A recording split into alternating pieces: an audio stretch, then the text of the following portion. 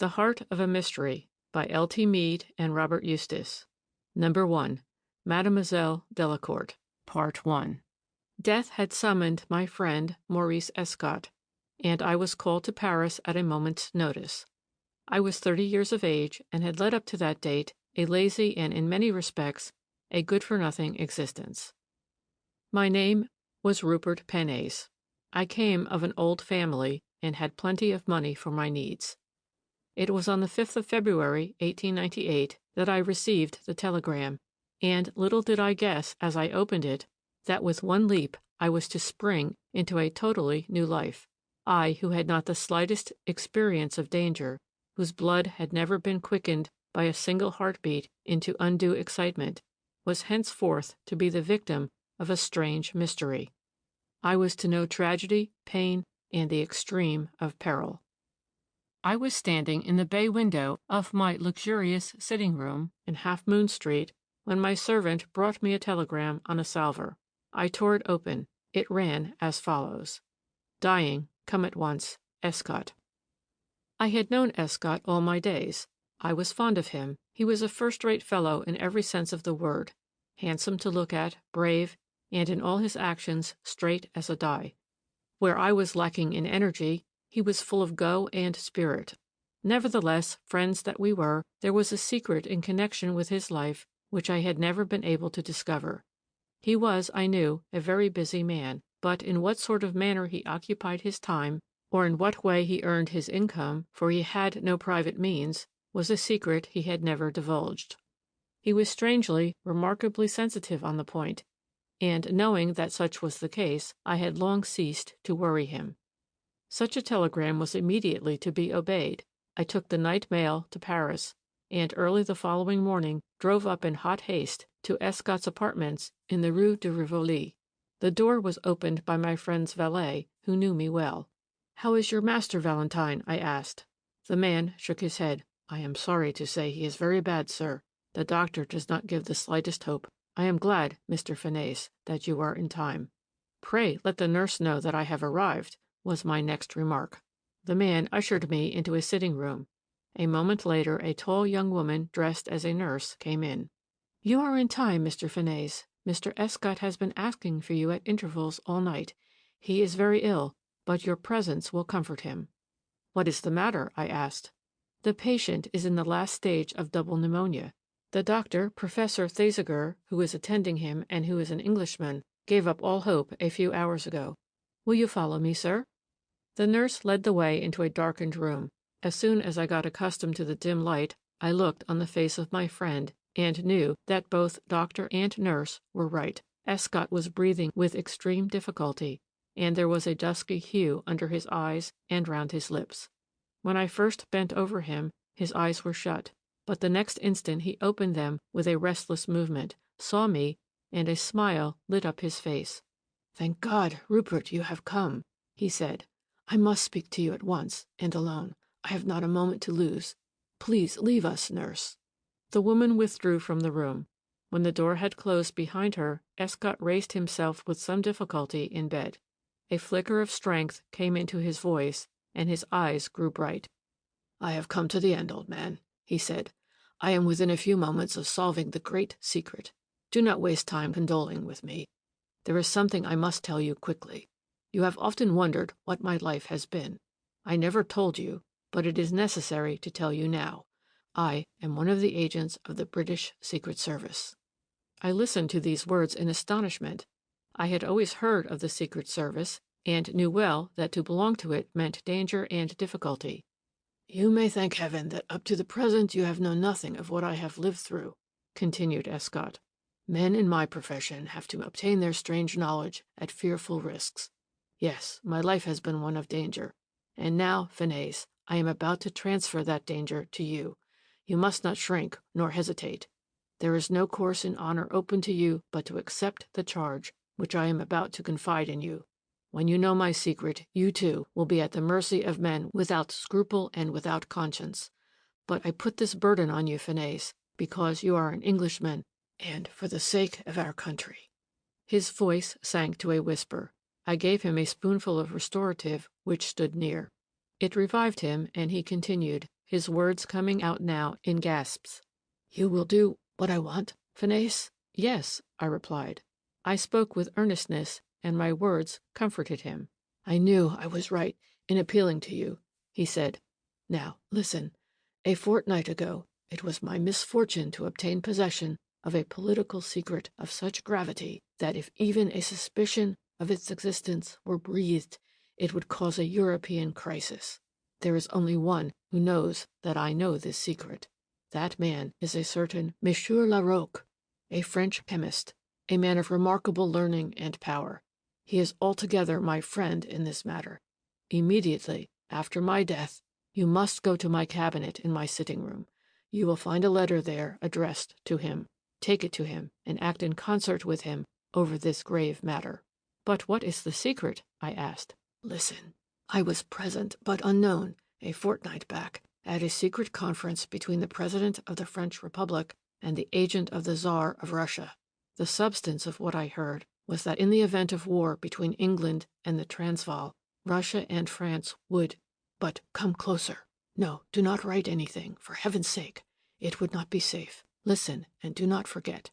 There are 3 generals of the French army, General Romville, General—" There was a sudden movement at the door. A few words of entreaty and expostulation fell on our ears, and the next instant a tall girl, with evidences of great excitement on her face, burst into the room.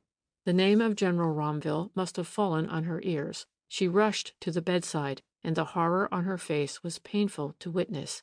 "I am in time," she said. "Send him away, Maurice, and tell me what you want. Tell me what has burdened your last moments." She fell on her knees by the dying man's side and buried her face in her hands. Escott gave her a glance of despair. Then he looked at me, and then a sudden change came over his face. His lips made an effort to speak, but no words were audible. His breath came in hurried gasps, and then stopped. He was dead. "You have killed him," I said, turning to the girl and speaking in hot anger. "Why did you force yourself into the room? You do not know what you have done."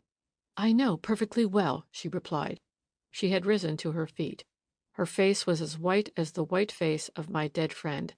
"I meant to be with him at the very end," she said. "I had the right." I stared at her in consternation. "He was telling you something important when I entered the room," she continued. "It was a secret. Now listen. That secret was meant for me.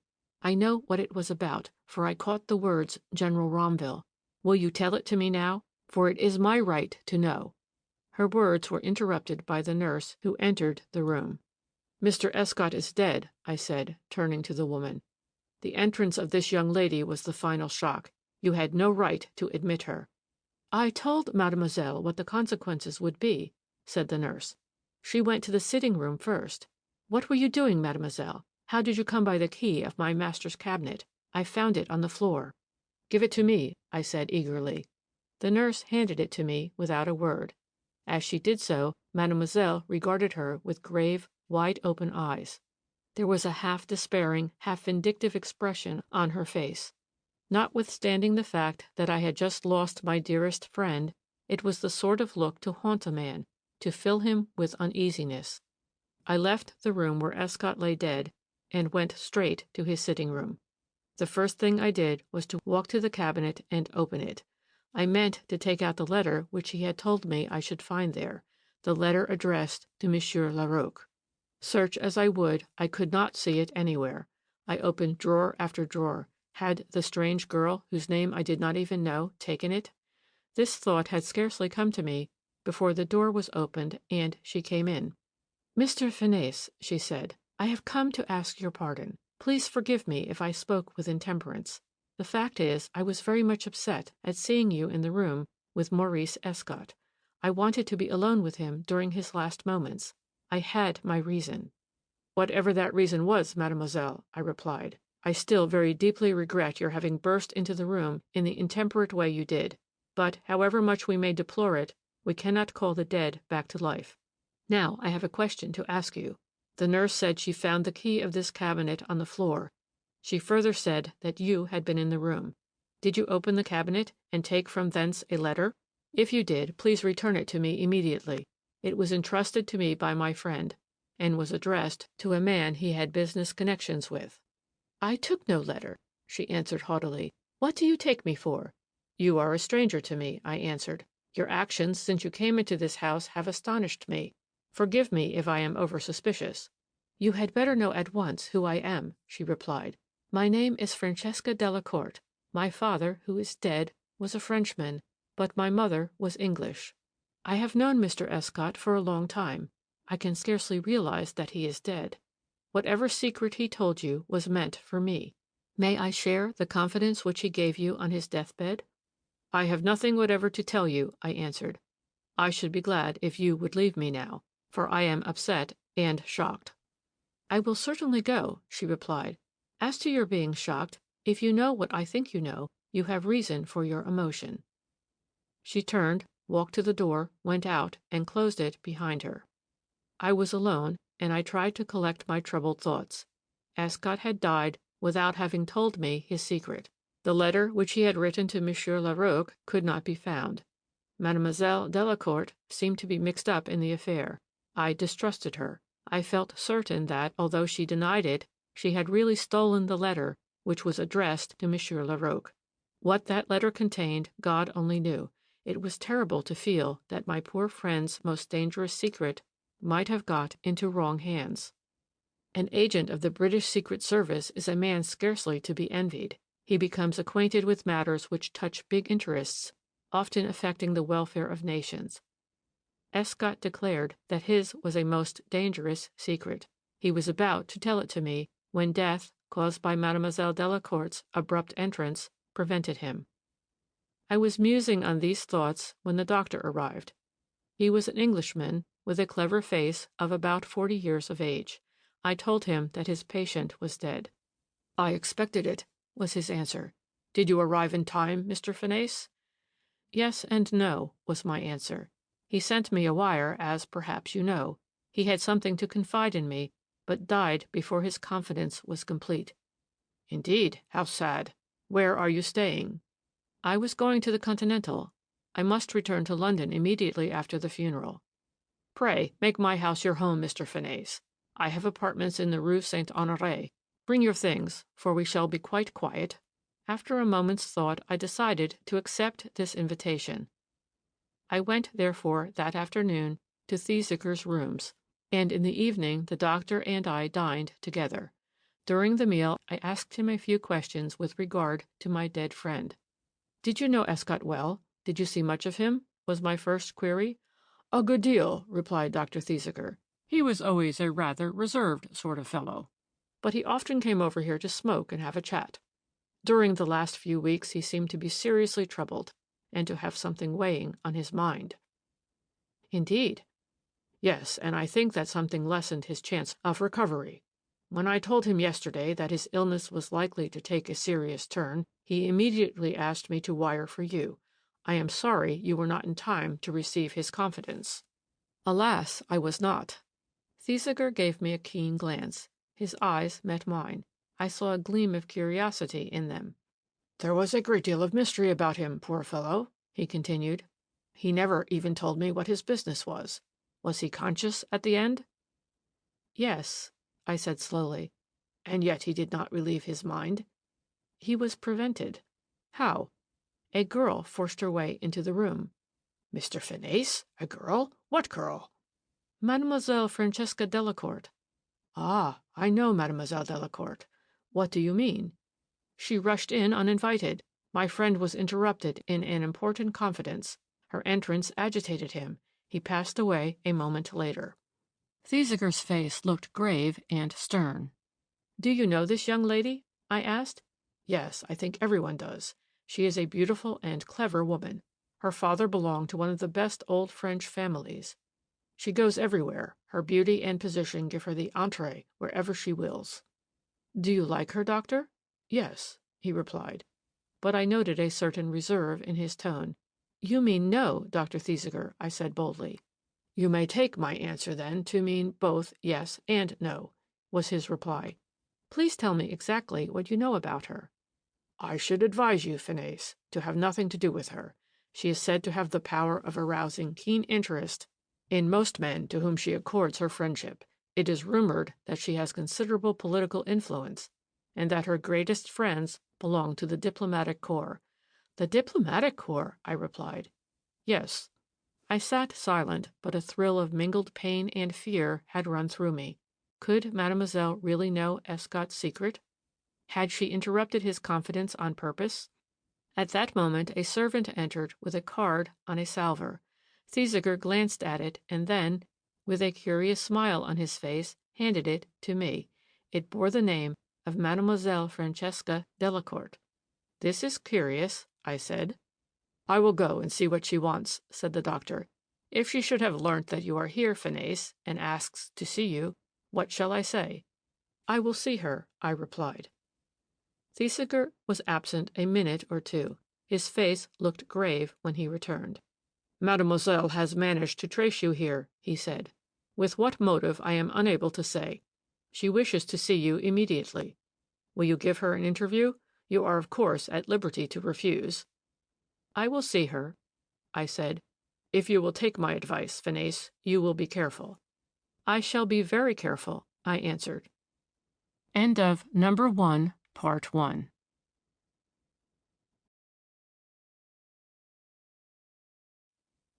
Part 2 of number 1 of The Heart of a Mystery by L.T. Meade and Robert Eustace. Mademoiselle Delacourt continued. Thesiger now led the way to his library. He opened the door for me, and I entered. Mademoiselle was standing in the shade of a lamp. She wore full dinner dress, covered with a long opera cloak, lined with rich silk of a rosy hue.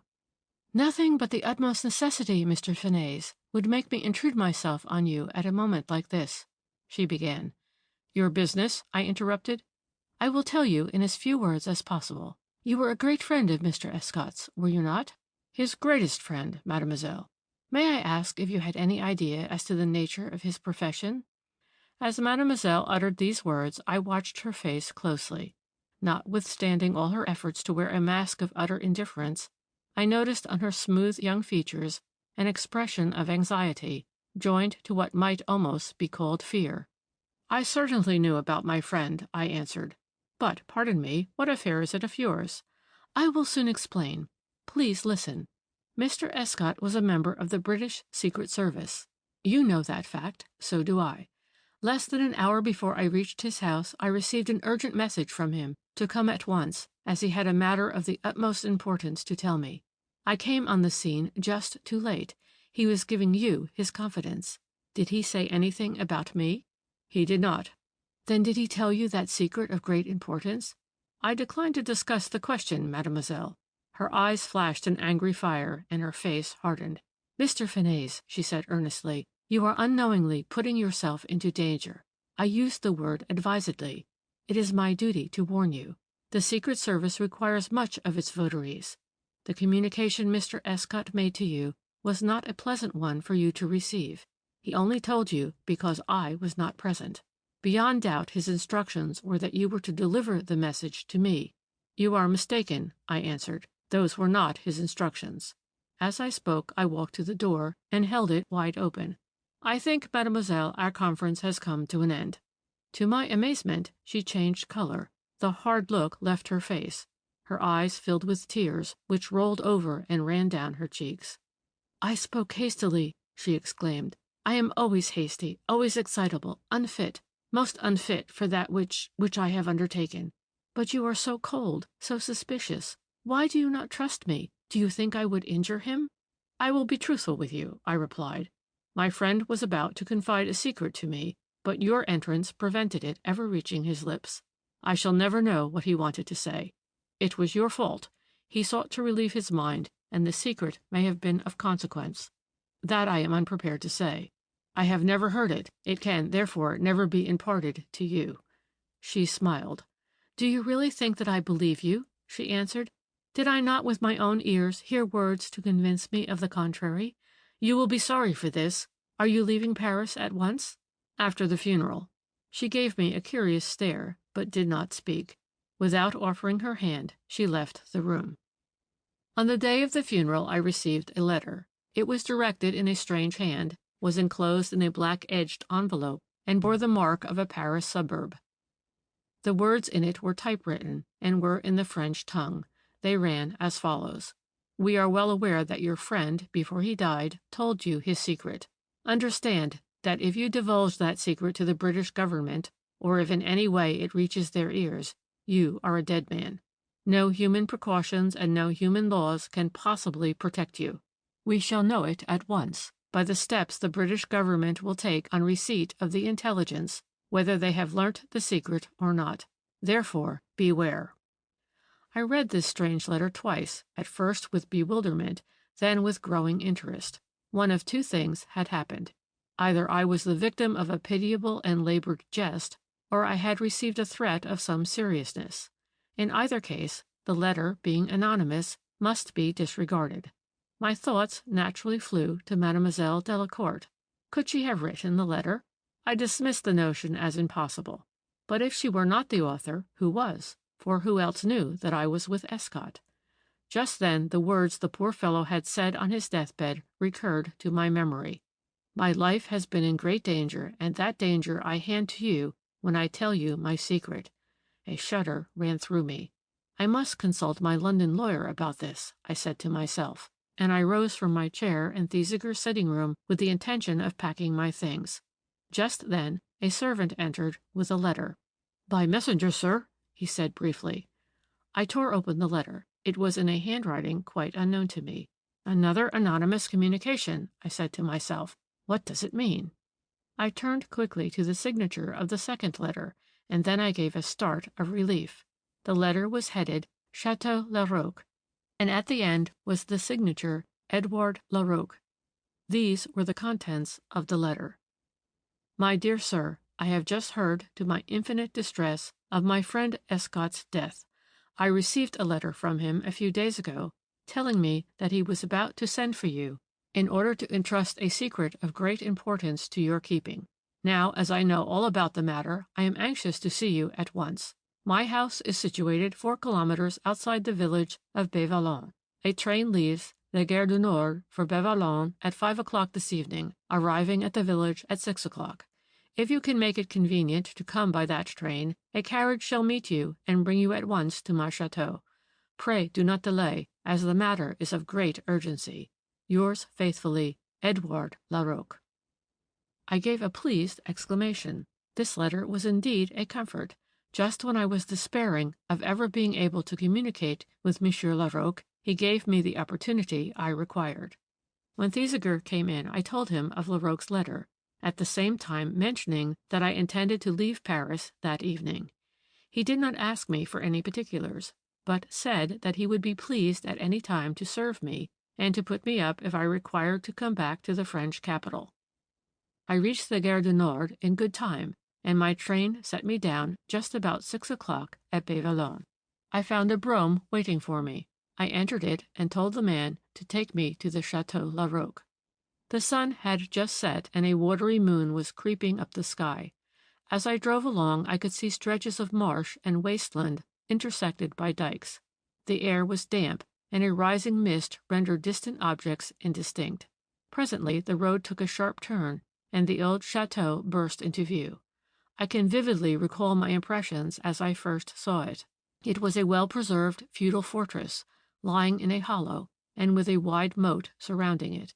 The chateau was of the typical Norman type, with round bastions at each corner and surrounded by battlements. As the carriage drew up at the drawbridge, I alighted, entered the courtyard, and was about to advance to the principal entrance, when, to my amazement, my eyes fell upon the figure of Mademoiselle Francesca Delacourt. She was talking to an elderly man, but when she saw me, she came quietly forward, smiling as she did so. "Ah, Mr. Fanez!" she exclaimed. "By all that is wonderful!" I could not help answering. "How is it that I see you here?" "You see me here for a very natural reason," was her answer. "I am staying in the house with my godfather. I have known him all my lifetime. You will like him, Mr. Fanez. He is a great chemist, and is making some investigations at the present time for me. For my hobby is also chemistry. The fact is, I am proud to tell you I have made a small discovery which may be of use to the world. Monsieur Larocque is helping me to perfect it. But come, Mr. Finesse, I must not keep you talking any longer. Follow me, will you?" Her manner was courteous and friendly, but a strange despondency came over me as I talked to her, and the comfort which I had hitherto experienced in the receipt of Mr. Larocque's letter gave place to a strange feeling of unaccountable distrust. Mademoiselle led the way into the old house. We passed down several dark passages, and then paused outside a door covered with green baize. This she flung open, and going in before me, invited me to follow. Seated by a log fire was an old man, whose bent back and long gray hair were all I could see. "How do you do, Monsieur Larocque?" I said, bending towards him. "I have answered your letter in person. I am Mr. Finesse." As I spoke, I noticed that Mademoiselle had left the room. I looked at my host, expecting a word of welcome. He was silent for a moment. Then he said gravely, "This is Francesca's doing, but it is good of you, Mr. Finesse, to come." "Mademoiselle's doing?" I could not help interrupting. "Yes, she happened to be present when poor Escott died, and gave me to understand that he had imparted a somewhat serious matter to you. If so, we shall have something to discuss, and I hope you will forgive the liberty a complete stranger takes in summoning you here." "But there is no liberty," I replied. "On the contrary, I cannot tell you how grateful I am. Poor Escott spoke to me of you on his deathbed, and asked me to communicate with you immediately. He said that he had left a letter addressed to you in his cabinet. I could not find it, and did not know your address, therefore was unable to write to you.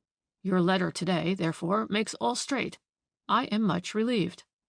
"I presume, Mr. Finesse, you are now on your way to London, in order to hand on the communication which Escott made to you to the right quarter?" "I am returning to London," I answered, "but an unfortunate thing happened. Poor Escott's secret was never confided to me. He was about to tell it when he was interrupted." "How?" "Miss Delacourt, in what I consider an unwarrantable way, burst into the room. The shock killed him." "Francesca was always impulsive," said the old man. He paused for a moment, and his face looked downcast. "Is it really true," he then said, "that you know nothing?" "Nothing," I replied. "And yet someone must act, and at once," continued Monsieur Larocque. "The matter is of vital importance. If I were not a cripple, I could, but there I am powerless. God only knows what the consequences may be if those scoundrels—" He broke off, a faint streak of color in his face. "Well, sir, I am glad to see you. Your coming is opportune. You will, of course, remain for the night." "I have come prepared to do so." "That is well. After dinner I will tell you what I know." He rang the bell, which was close to his side. An old servant in faded livery appeared. He took me to a room on the second floor. I changed into my dinner dress and came downstairs. I found my host and Mademoiselle in the room. The meal was announced. The old servant, Paul, gave his arm to my host and conducted him to the head of the table.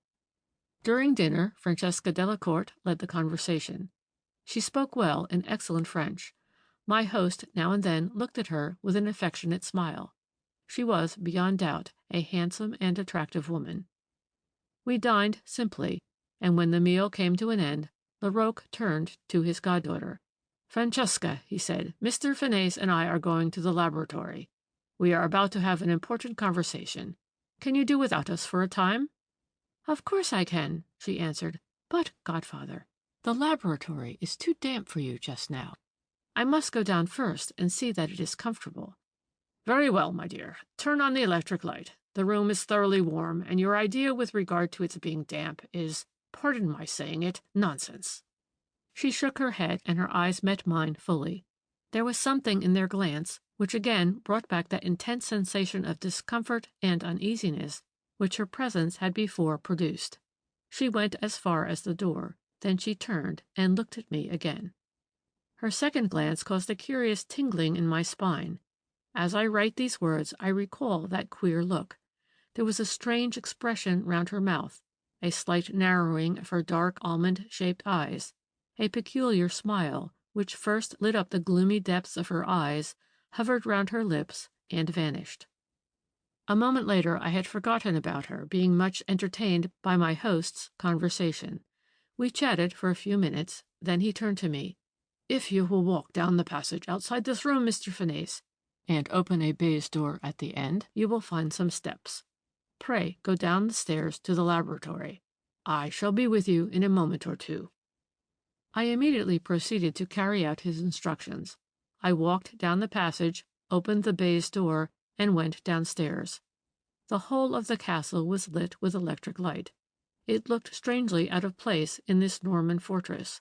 But Larocque was nothing if not scientific, and the latest improvements in science were, he assured me, always to be found in his house.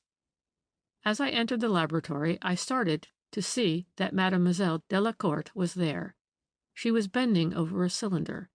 When I appeared, she hastily pushed it behind a velvet curtain. Then she turned, looked at me, and smiled. "I will leave you and my godfather to your business," she said, and she went away without waiting for me to speak to her.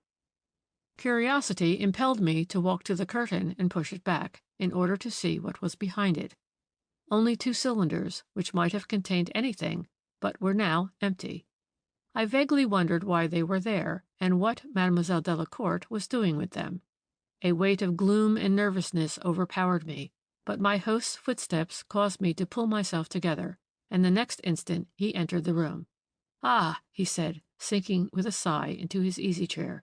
"Do you know, Fanez, that this is one of the finest laboratories in the neighborhood of Paris? Here I do all my scientific work.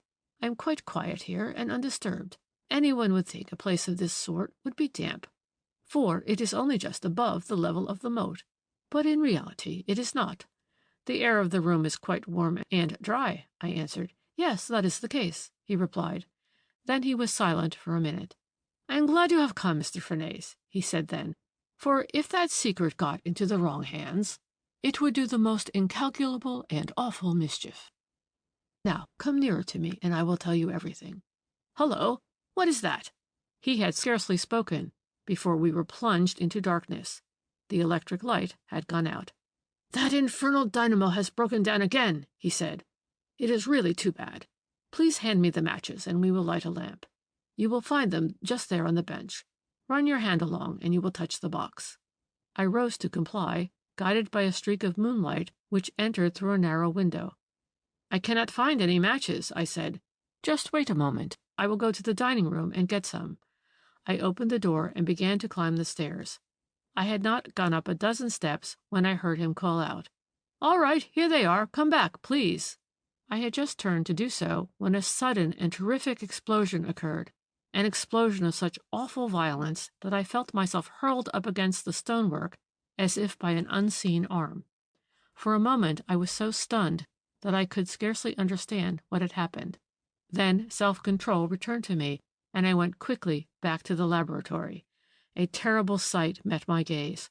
The room was absolutely wrecked, the window panes and sashes blown out, and the floor strewn with shattered furniture. In one corner, evidently propelled there by the violence of the explosion, lay the body of my poor host.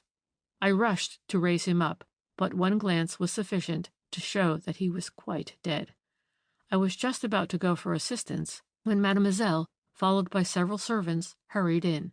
On seeing me, she gave a sharp cry, and I shall never forget the curious look of horror and intense disappointment on her face. Then she seemed to recover herself. She stood by the door with both hands raised. "Ah!" she cried, "I warned him! So it has happened at last!" "What do you mean?" I said. "Can you throw any light on this fearful thing?" "I can," she replied. "I warned him, but he would never listen. Come upstairs and I will tell you." "You shall tell me here," I answered. "Bring a lamp at once," I continued, turning to the servant. He turned to obey. Miss Delacourt and I stood facing each other. The moonlight coming in through the shattered windows fell on both our faces.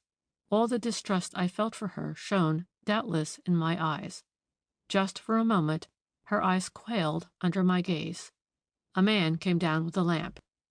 "Now for your explanation," I said. "Do you doubt my word?" she asked.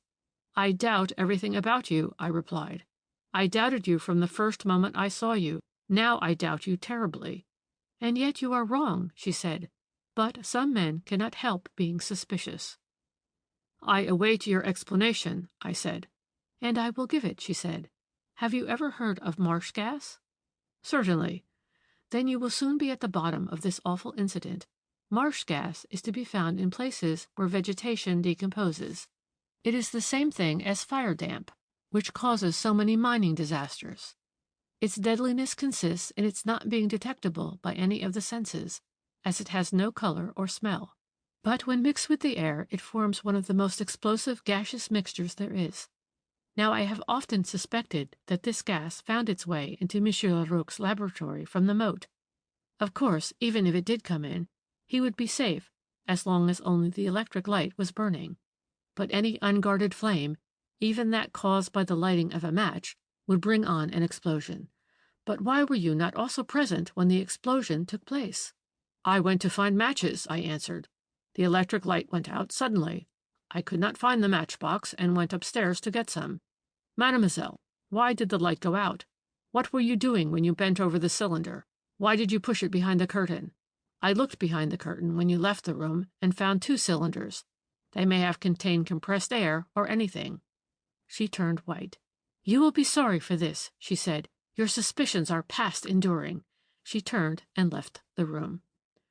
How I spent the rest of that night I can scarcely tell, but towards morning I went to my bedroom and lay down without undressing.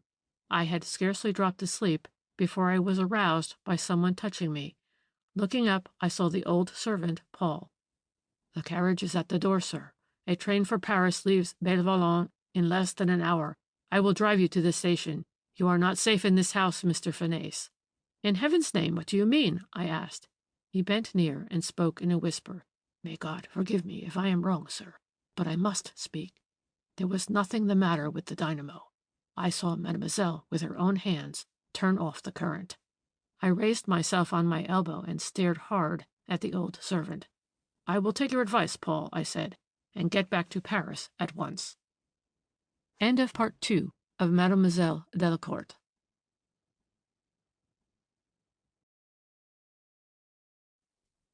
Number 2 of The Heart of a Mystery by L.T. Meade and Robert Eustace. A Little Smoke. Part 1. Looking back on my startling experience, I came to the conclusion that in the whole of England there were probably very few men in a stranger position than I, Rupert Fineis, when, on a certain dull February morning, I found myself, after my brief visit to Paris, once more back in London. In that visit all my life had been changed. I had gone to Paris to see my greatest friend, who, in struggling to tell me a terrible and important secret, had died. Agents of the French Secret Service believed me to be in possession of this great secret, and in consequence my life was in danger. Such was the state of affairs. Already I had been within an ace of being hurled into eternity. What further dangers were in store for me it was impossible to tell. When I arrived at my comfortable rooms in Half Moon Street, I owned to a momentary sensation of relief. But this was of short duration. My fears with regard to the future quickly returned, and I determined to put the whole matter before my lawyer, Mr. Charles Tempest, of Lincoln's Inn Fields, and take his advice. I called on Tempest soon after breakfast. He was within and saw me almost immediately. I told him of the curious position in which I found myself, and I could see that at first he was almost unable to take my communication seriously. It was not until I had driven home fact after fact that he assumed his normal professional attitude. Now for your advice, sir, I said. I do not know anyone in such a deplorable position as I find myself in. All the British government and Scotland Yard combined cannot prevent my assassination by desperadoes. Is it likely that the persecution will be continued? It is certainly possible, replied Tempest. The attempt already made on your life is sufficient to show you that these people are in earnest. Your position is, I take it, this. You are supposed by the agents of the French Secret Service to be in possession of a great secret, and nothing you can say will convince them to the contrary. That is so. In reality, you have no secret whatever? Precisely. It is the lady you call Mademoiselle Delacourt whom you principally fear? Yes. You believe that she is one of the agents of the French Secret Service? Yes. There is little doubt that you are in danger, continued Tempest. The issues, you see, are considerable. They are international, and lives are cheap when these things hang in the balance. Well, you have two courses open to you. One, to take no notice at all and go on with your usual life. The other, to disappear. The first offers the greatest danger to yourself, and the second may seem a trifle cowardly, but in your position and circumstances, I should quietly drop out of sight. Go to some remote part of Europe, amuse yourself with your favorite occupation, sketching, and wait there until the thing blows over. I do not like the idea, I answered. I should be, to all intents and purposes, a sort of escaped criminal, except that in my case the situation would be reversed, for the criminals would be hunting down the innocent man.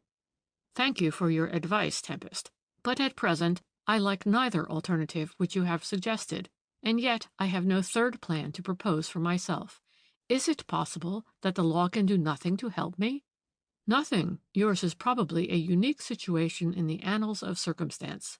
I could not help sighing in self-pity. I am only 25, I said, and at any moment my life may be taken by some low brute. I pity you, my dear fellow, but what is to be done? I am like a man in a nightmare, I answered. The whole thing is horrible. Take my advice, Phineas, and leave England. I can watch your case in this country, and will employ a good detective for the purpose. Now, think over what I have been saying, and let me know when you have made your plans. I left Tempest's office in profound depression. It was something, at any rate, to know the exact, crude, legal opinion of my position, which briefly amounted to this. I was liable at any moment to be assassinated. Piccadilly and Pall Mall looked bright and cheerful as usual, but as I passed through the familiar crowd I shuddered more than once. My assassin might turn up at any corner. He might lay his hand on me at any moment, anywhere. The thought was enough to upset the stoutest nerves. I entered my club, ordered lunch, and sat down to eat. I had barely begun when I heard a voice behind me exclaim, "My dear Phineas!" A hand was laid on my shoulder. I swung round. Before me stood my old friend, Jack Tracy, whom I had not seen for nearly 4 years. He was a civil engineer and had been abroad for some time, in Ceylon, laying some electric tramways. "Just the very man I want!" he cried. "I got home last week and found another billet waiting for me. This time it is in Portugal. I am looking out for a mate to come with me. I know that you are a lazy sort of dog, also that you have nothing special to do. Will you come? Lovely climate, beautiful scenery, and lots for you to paint, for my work will be in Sintra, about the most lovely spot in Europe. Just the place for you to sketch in. The Portuguese government are going to run a new road alongside one of the mountains, and the work has been given to our firm, to the honor and glory of Cooper's Hill. Just lunching? I will join you. I'm as ravenous as a hawk." He took a seat at my table. His bronzed, honest face and breezy heartiness cheered me, and I was genuinely glad to see him again. "When do you want to start?" I asked. "The day after tomorrow. Is that too early for you? If you really make up your mind to come, I dare say I can put off for a day or two to suit you. Give me a little time to consider, my dear fellow. I never saw such a chap as you, always just the same, bursting with energy, enthusiasm, and impatience." "I do not care what you call me, provided you come, Phineas. I want a mate, and you and I have always got on well together. Now make up your mind and be sensible." I finished my lunch without further remark, but while I ate my thoughts were busy. Here indeed was a chance. Why should I not go? I should have just the companion I liked best. I should escape the east winds of the spring, and have a good excuse for that flitting which Tempest had advised me to undertake.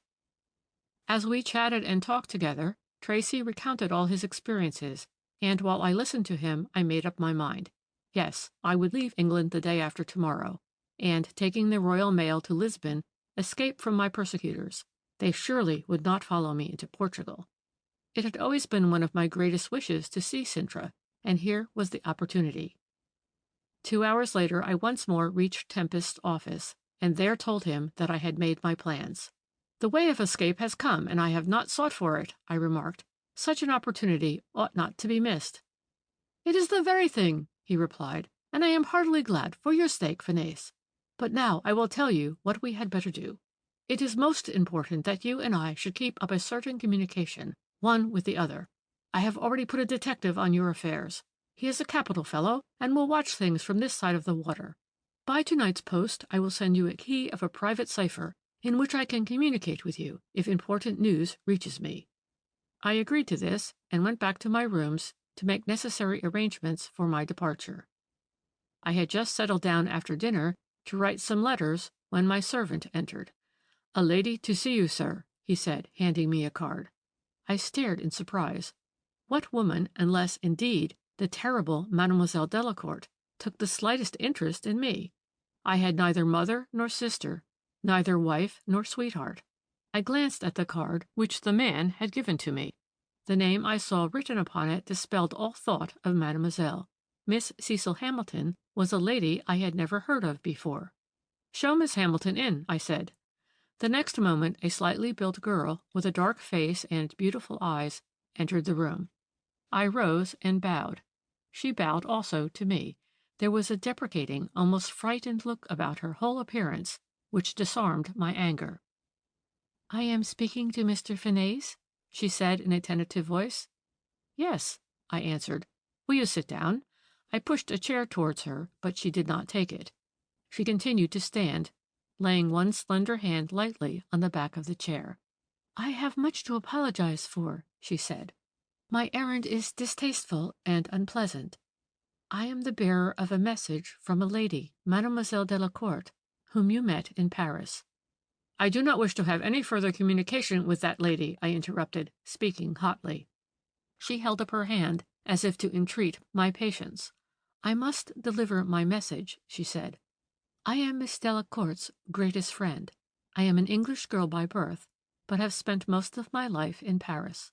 In order to prove my identity, it will be sufficient for me to say that I am fully acquainted with your position as regards the secret entrusted to you by your late friend Mr. Escott, and which secret should have been given to Mademoiselle Delacourt." Here she stopped speaking, and looked earnestly at me. Her eyes were kindly and compassionate. Her lips slightly trembled. "I am sorry for you," she said. "You are so young, and unless you accede to my request, your fate is so terrible." "I can do without your pity, Miss Hamilton," I answered. "Please tell me at once why Mademoiselle has presumed to send you to visit me." "Because she also is sorry for you, Mr. Fenay's. Because it has occurred to us both that, although you have already refused to put yourself into a position of safety, yet on mature consideration you will be willing to discharge your duty to your friend's memory and so act as a man of honor." It was with difficulty I could restrain a burst of indignation. "Mademoiselle wishes you to communicate your secret to me. Will you do so?" "I will not," I replied. "Forgive me if I speak frankly, but you have intruded on me in what I consider an unwarrantable manner, and this is no moment for courtesy. Tell Mademoiselle that I possess no secret, and am therefore incapable of communicating what I do not know. Tell her also that I could, if necessary, throw light on a recent occurrence in the neighborhood of Paris, which would be by no means to her credit. Tell her further that at any instant I could put her within the arm of the law. And finally, tell her that there is a law in England, if not in France, in which redress can be claimed for personal annoyance." At these words, to my amazement and distress, the girl fell on her knees. "It is for your sake, believe me. It is for your sake," she pleaded. "I can understand your indignation and forgive it. Please reconsider things. You will regret this, oh, terribly, if you do not.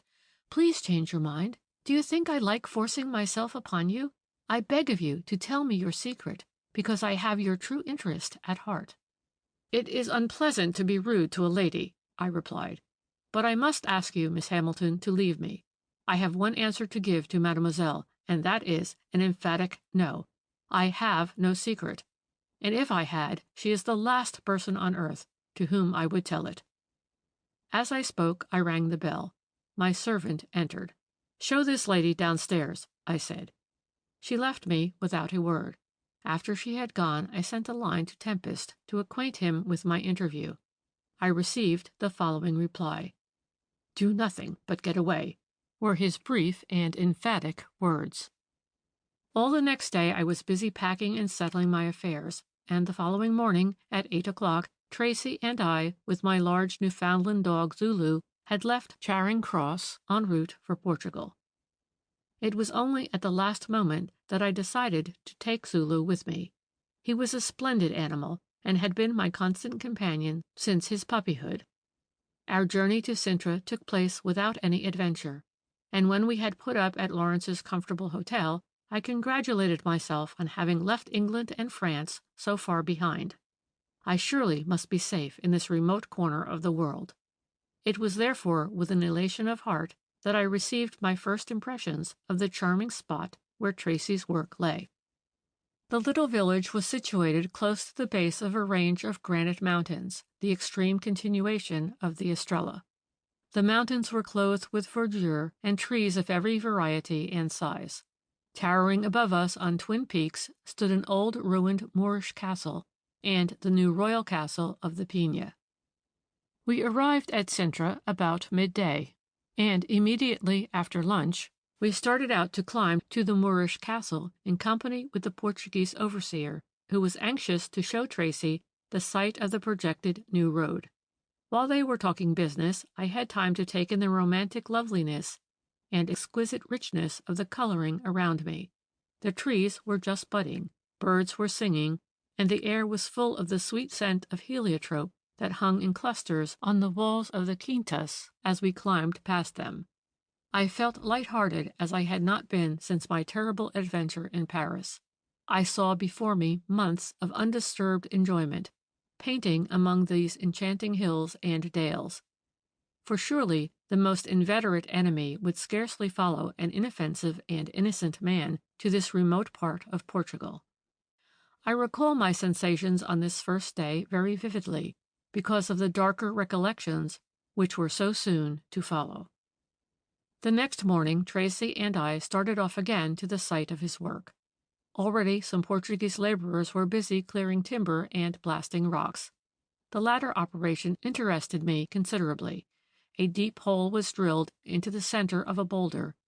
Into this a handful of dynamite was poured, then a little moss was pushed in on the top and the fuse inserted. After it was lit, we scrambled away to a safe spot. In a couple of minutes a terrific roar rent the air, and the great granite boulder lay split into half a dozen fragments. I had spent over a week at Lawrence's hotel, and a picture which I was painting was in full progress. My life was happy, my days fully occupied, when one evening, at a single blow, all sense of security was shattered. End of Number 2, Part 1. Number 2, Part 2 of Heart of a Mystery by L.T. Meade and Robert Eustace. A Little Smoke, continued. Tracy and I were returning home when we saw, standing on the balcony of the little hotel, the slight and graceful figure of Miss Hamilton. Good heavens! I could not help exclaiming. The blood rushed back to my heart, and I felt my face turning cold. My violent start and words of consternation caused Tracy to turn and glance at me in astonishment. "What is the matter?" he asked. "Do you see that lady standing there?" "I see a remarkably pretty girl." "Is she an old flame, Fanaise? In the name of fortune, what is the matter with you?" "I saw her once before," I gasped. "I hoped never to meet her again. What has she come for?" "How can I tell you? I presume visitors are allowed to stay at the hotel without our being consulted."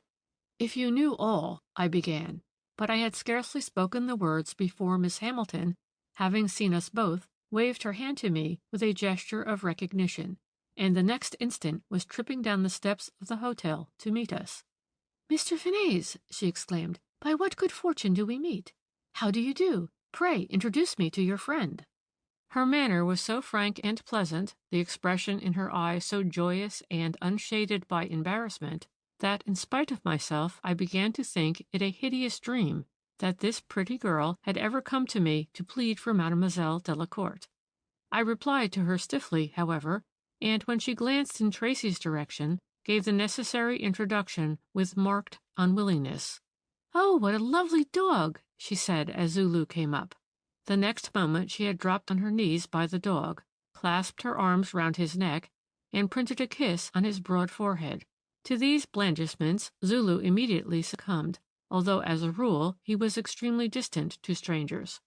He licked Miss Hamilton's hand, wagged his bushy tail, and when she slowly returned to the hotel, to my still greater amazement, he left us to follow her. Your friend or your enemy, or whatever you like to call her, seems to have considerable power over the dog world, said Tracy. But what is up, Phineas? You look as if you had a shock. So I have, and perhaps I'll tell you tomorrow. Perhaps I'll keep it to myself. God help me, I do not know what to do.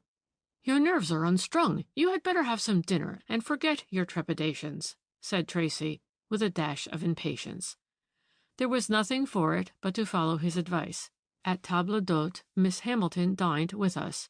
She said quite frankly that she had a passion for traveling, had come by sea to Lisbon, and was making a brief tour through Portugal en route for Spain. I shall stay here for 2 or 3 days, she remarked. Sintra is the most lovely spot I have ever seen in my life. Tracy was evidently much taken with her. He was quite enthusiastic when he and I paced up and down the terrace for our evening smoke. He now asked me in wonder what I knew about her. She visited me in London, I answered. The purport of her visit I prefer not to talk about. He shrugged his shoulders. Keep your secret, Phineas, he remarked. Whatever you may know about her, I protest that Miss Hamilton is as charming a girl as I have often seen. I have promised her that she shall accompany us tomorrow to see some of the blasting operations. She is much interested in them. Early the following morning I arose, and seeing Miss Hamilton up and walking in the direction of the shore, I resolved to follow her. Zulu, of course, accompanied me. Miss Hamilton, I cried as I drew near. She stopped, turned, and looked me full in the face. Oh, how do you do, Mr. Phineas? She remarked. Oh, this lovely dog. Again all her attention was absorbed by the Newfoundland, who pressed close to her, wagged his tail, and licked her small hand. I want to ask you a direct question, was my next remark. Why have you followed me here? Our meeting at Lawrence's hotel is a coincidence, she said. Make what you like of it. Then you have not followed me? She glanced at me for a moment. No, she said. I do not believe you, I replied. You are telling me a lie. When I said this, the color swept into her face. She had been looking at me, now she turned away. The action was significant. I was certain now of what I was almost sure of before. She had come to Sintra because I was there. For what ghastly purpose, heaven only knew. I would have questioned her further, but just then Tracy made his appearance. He was evidently more than attracted by Miss Hamilton. Her gentle words, her pretty, well-trained voice, her graceful actions impressed this rough, good-hearted fellow in a way which amazed me. What are our plans for today? He asked in a genial voice. I, of course, shall be busy with my work, but if you would really like to see the blasting, Miss Hamilton, I will promise to look after you. You, Phineas, and I can lunch together just on the spot where Phineas is painting his celebrated picture. Oh, you are an artist, Mr. Phineas? She asked, and she gave me a gentle and what looked like a beseeching glance. Your plan is delightful, Mr. Tracy, she continued. Let us carry it out to the letter. Tracy grew now almost boisterous. We interviewed our landlady with the result that we were provided with an excellent luncheon basket, and immediately after breakfast we started for our day's expedition. I went to my accustomed place, sat down and made arrangements to continue my painting. I gazed right across the valley at the glorious scene which I was endeavoring to depict. My palette was in my hand, my brushes lay near. All of a sudden I missed the dog. Where was he? It was the habit of this faithful creature to lie at my feet during the long hours that I was employed over my work, and never for an instant to leave me. His absence puzzled me until I remembered his extraordinary penchant for Miss Hamilton. Could it be possible that he was with her? At lunch-time this turned out to be the case, for Miss Hamilton, Tracy, and the dog appeared together. Ah, Zulu, I cried, pretending to be angry with the handsome creature. You have forsaken me for the first time in your life. As I said the words, I noticed a peculiar flash of satisfaction in Miss Hamilton's eyes. She was in high spirits and insisted on opening the luncheon basket and acting as hostess.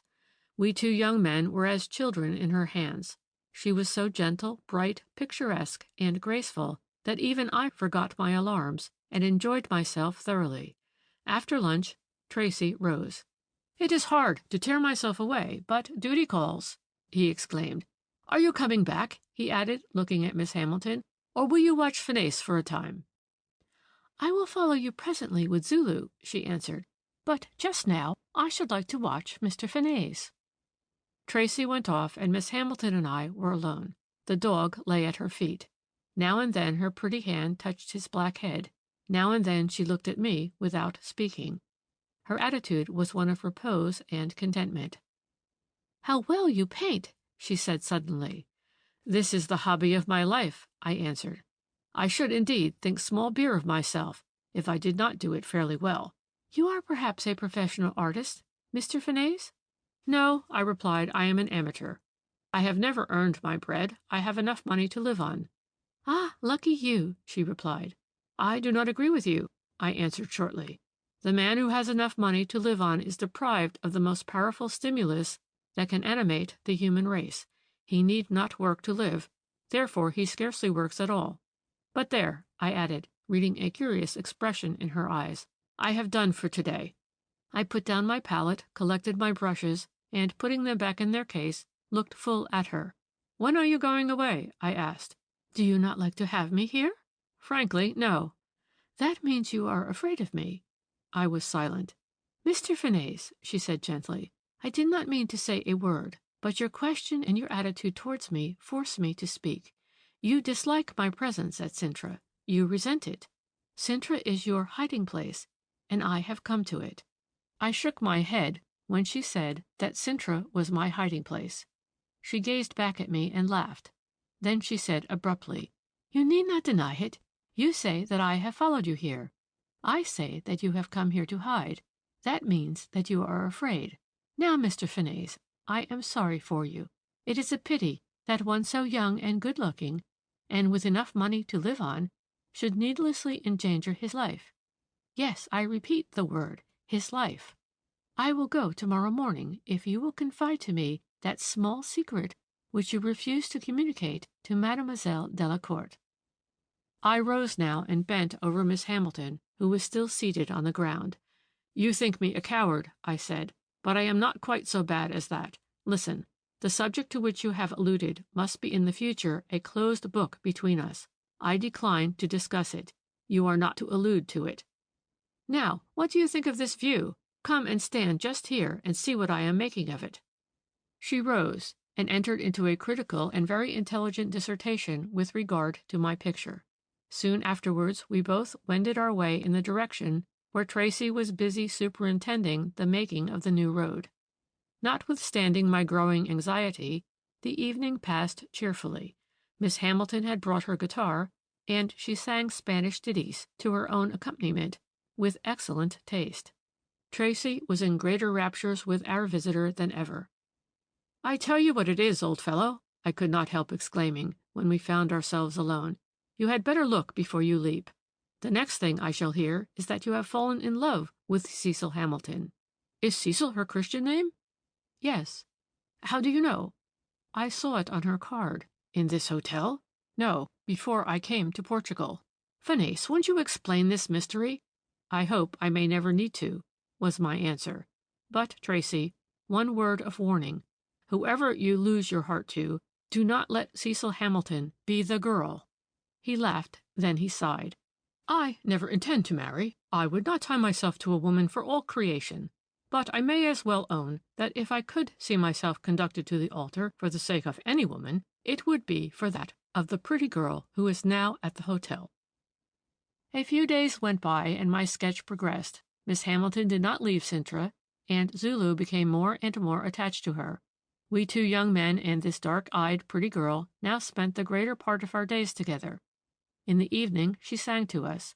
Tracy was like a moth, coming ever nearer and nearer to the candle. Beyond these small facts, nothing happened in the least interesting. Another week went by, and a morning dawned with bright sunshine and cloudless sky. I had got up rather earlier than usual, intending to continue my picture before the sun got too hot, when the waiter entered the dining saloon and handed me a telegram. I tore it open, my heart quickened with a sense of alarm. It was in cipher and was signed Tempest. I quickly took out my copy of the key and translated the words, which ran as follows: "You are in the utmost danger. Enemy has been close to you since you left England. Tempest." I sank into a chair and grasped the paper in my hand. It did not need Tempest's words to tell me where the danger lay. Even a pretty girl, if employed by your enemies, can be ruthless and desperate. I felt a sick sensation round my heart. The inability to know from what direction the blow would fall was the worst of my trial. Till now I had refrained from telling Tracy a word of my extraordinary position, but on the receipt of the telegram I determined to take him into my confidence. Perhaps he might help me. I sought his room and found him dressing. As piece by piece I communicated all the facts of my strange story, I observed a succession of changes passing over his face. First of all, surprise, then incredulity, and last, as I showed him the telegram, a grave expression. "What am I to do?" I cried. "This is fact, remember." "So it appears," he answered. "You are a nice sort of companion to go about with." Here he laid his hand on my shoulder. "Never mind, old man," he continued. "I will stick to you through thick and thin. But do, for heaven's sake, get the idea that poor little Cecil Hamilton is mixed up in this affair out of your head." "By her own showing she is in communication with Miss Delacourt," I answered. "That may be, but for any vulgar violence, any danger to your life, she would be the last person employed. If I were you, I would try to keep up my pecker, Phineas. We are not in fairyland or the realm of impossibilities. You cannot do any more than you are doing. Take my revolver with you this morning. I shall stay pretty near, and if there is the slightest sign of tricks, we will make it warm for the individual, whoever he may happen to be. Wait till I have had breakfast, and we will go up the mountain as usual. Of course, go on with your picture. It will help to take your mind off this nasty affair. And you have got Zulu, a bodyguard in himself. If it is any sort of vulgar violence, he will account for somebody." After thinking for a moment or two, I resolved to take Tracy's advice. There was, as he said, no help for the present situation, and to sit still with my hands before me meant madness. Just as he and I were starting for the mountain, Miss Hamilton came into the hall to meet us. She was fully dressed, as if for a journey, and at that moment I saw the hall porter conveying her luggage downstairs. "What?" I exclaimed. "Are you off?" "Yes," she answered. "I go to Lisbon by the next train. I have had a sudden message which obliges me to get to Paris as soon as possible." Here she gave me a full and very penetrating stare. "Then we shall not meet again?" I said. There was unmistakable relief in my tones. "We are not likely to meet any more," she answered gravely, almost solemnly. She held out her hand. I just touched it. As I did so, I felt an extraordinary repugnance seizing me. "I shall miss you both," she said, "and in especial shall I miss Zulu. But good-bye, don't let me keep you. Au revoir, gentlemen." She waved her hand in the pretty way she had done when I had first seen her standing on the balcony, and the next instant Tracy, Zulu, and I started for our day's expedition. "Well, that is a relief," I could not help muttering. Tracy shrugged his shoulders. "I wish you would leave that unfortunate girl out of the thing," he said. "She is not what you think her. Of that I am firmly convinced." I did not reply. We went up the mountain by our usual path, and I soon settled myself in my accustomed nook to continue my sketch. "There you are, old chap," said Tracy. "Paint away, and good luck to you. I shall be just above you, 100 yards or so, and I will come down to have a smoke and a chat now and then. I do not wonder you feel capsized, but there is really no possible danger." He started up the path and disappeared into a thicket of high laurels. I felt little inclined to work, and for half an hour scarcely touched my canvas. But by and by I became once more interested, and then completely absorbed. Presently I rose from my stool and took a step back to view the picture, and then glanced up at the scenery. All nature seemed to be dozing in the bright midday sunshine. The still air was laden with the perfume of thousands of flowers. A bright yellow butterfly, the first I had seen, passed close to me. Just at that moment I glanced around and perceived for the first time that Zulu was missing. I slightly wondered at his absence. Miss Hamilton was no longer in the neighborhood to attract him. I resolved to give him a scolding when he reappeared, and then sat down to my work. I was busy just then trying exactly to fix the depth of the purple haze that hung on the distant mountains. I had just dipped my brush into my water can when I suddenly heard my name shouted from above in Tracy's deep tones. The voice came booming down over the rocks, and extreme excitement rang in the sharp-flung words, "Phineas, run, quick, for God's sake, get away from the dog!" I started up, overturning my easel as I did so. "What is it?" I shouted back, as a chill fear of danger I could not see shook me. But I had scarcely uttered the words when, turning swiftly, I saw Zulu coming along the path at an even canter towards me. What on earth was the matter with him? There was something queer on his back that bulged up above his great head. Good God, it was something smoking! What, I could not see, but it was enough. I knew what had happened. Miss Hamilton's interest in the blasting operations was explained. Miss Hamilton's visit to Cintra was made plain. The reason of her remarkable friendship for Zulu was all too manifest. The dog was to be the weapon used for my destruction. It was a fuse that towered above his big head. Any moment the fuse would reach the dynamite below, and a terrible explosion would scatter his life and mine. The very imminence of the peril cooled my blood. I crouched down on the ground, and as Zulu approached, made an effort to snatch the fuse from his head. In vain. He would not come near. He was excited and half mad with spirits. The poor brute gamboled round me, little knowing that there was but a step between him and a horrible death. Suddenly he made for me, as though to caress me, and I, possessed by an impulse which I could not restrain nor fathom nor overcome, fled from him. I fled down the mountainside like one possessed. Even in that mad flight, my reason told me I had little chance of escape. The faster I went, the quicker did the dog pursue me. I could hear his hurried breath as he rushed after me. In less than a minute I had reached the top of a stony and steep descent to the little church of Santa Maria. On one side of the path was a stone wall, on the other a sheer drop of 60 feet. Scarcely knowing what I did, with one frantic leap I cleared the wall. I had hardly done so before an appalling explosion rent the air. The very earth seemed to shake. A huge fragment of stonework flew whistling by, and then the roar died away in echoes, reverberating along the mountainside. Trembling and half stunned, I looked back over the wall.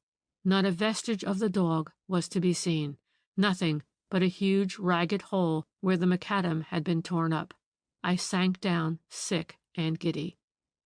After a time I vaguely wondered why Tracy did not appear.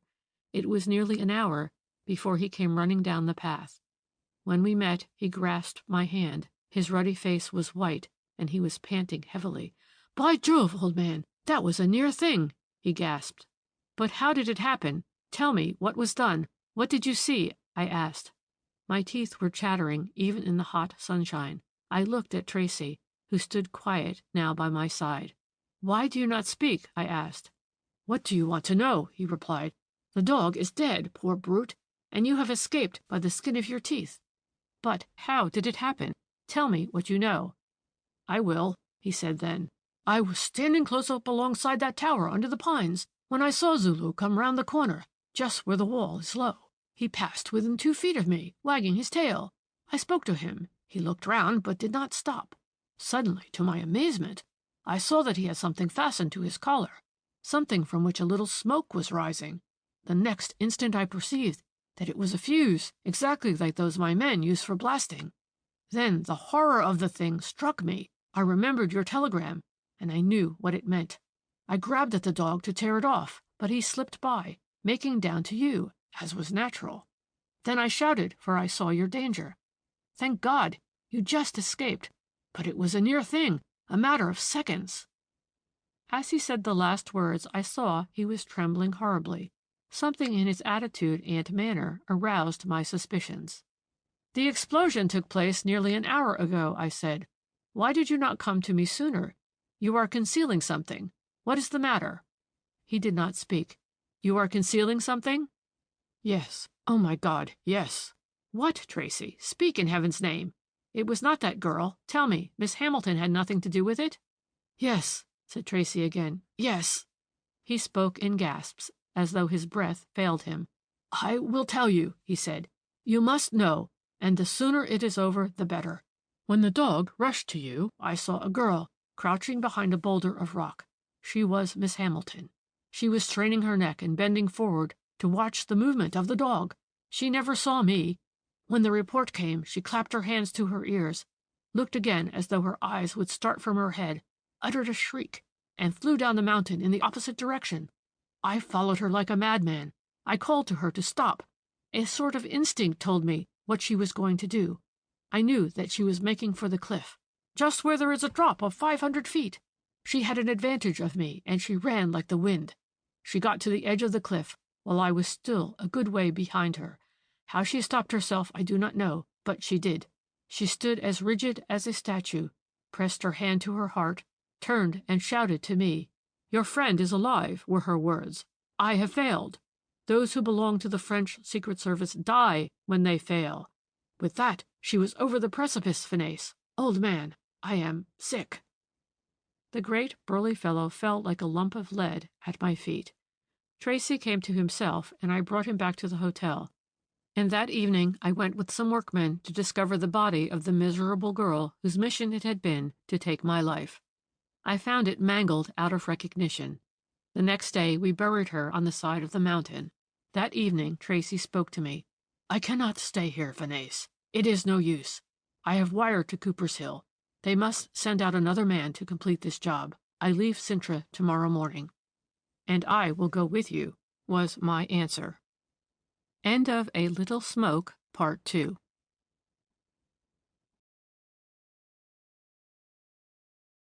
Number 3 of The Heart of a Mystery by L.T. Meade and Robert Eustace. Number 3, The Tiger's Claw, Part 1. Mademoiselle Delacourt had now twice attempted my life. From the manner, the words, and the actions of the unfortunate girl who had committed suicide in the moment of failure, this was abundantly evident. I shall put the matter into the hands of the authorities, I said to myself, and when my friend Jack hurried to England, I remained behind at Lisbon. On the afternoon of the day of my arrival, I called upon the British consul. He received me courteously, and I need scarcely describe his amazement when I explained my position. I am a witness to all that occurred, I said to him, and my friend Tracy is prepared to return to Portugal at any time to bear me out.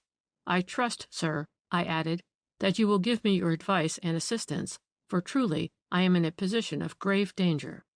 There is no doubt whatever with regard to that, was his reply. I had a letter this morning from Monsieur Ayres, the French consul, informing me that Mademoiselle Delacourt was here. Here, I cried, starting to my feet, and a cold sensation running through my frame. Yes, Mr. Phineas, she is staying with the Duchess of Almeida now. That terrible woman has friends everywhere in the highest positions, and I may as well tell you, you would find it extremely difficult to substantiate the charge of conspiracy against a lady in her position. Her influence, too, is very great, and although the authorities are civility itself to the English, you know, my dear sir, they are very slow, phenomenally slow. Position and court influence can do anything here when backed by money. Mademoiselle Delacourt is known. You are unknown. I think it is most unwise of you to have come to Portugal. Why? I asked. Well, in the first instance, there is no capital punishment here, and in the next, money will do practically everything. You are, believe me, far safer on English soil. This is a very serious matter, and I am sorry for you. But can you help me? I asked with some impatience. He paused, silent for a moment, evidently thinking deeply. I can do nothing, he said then.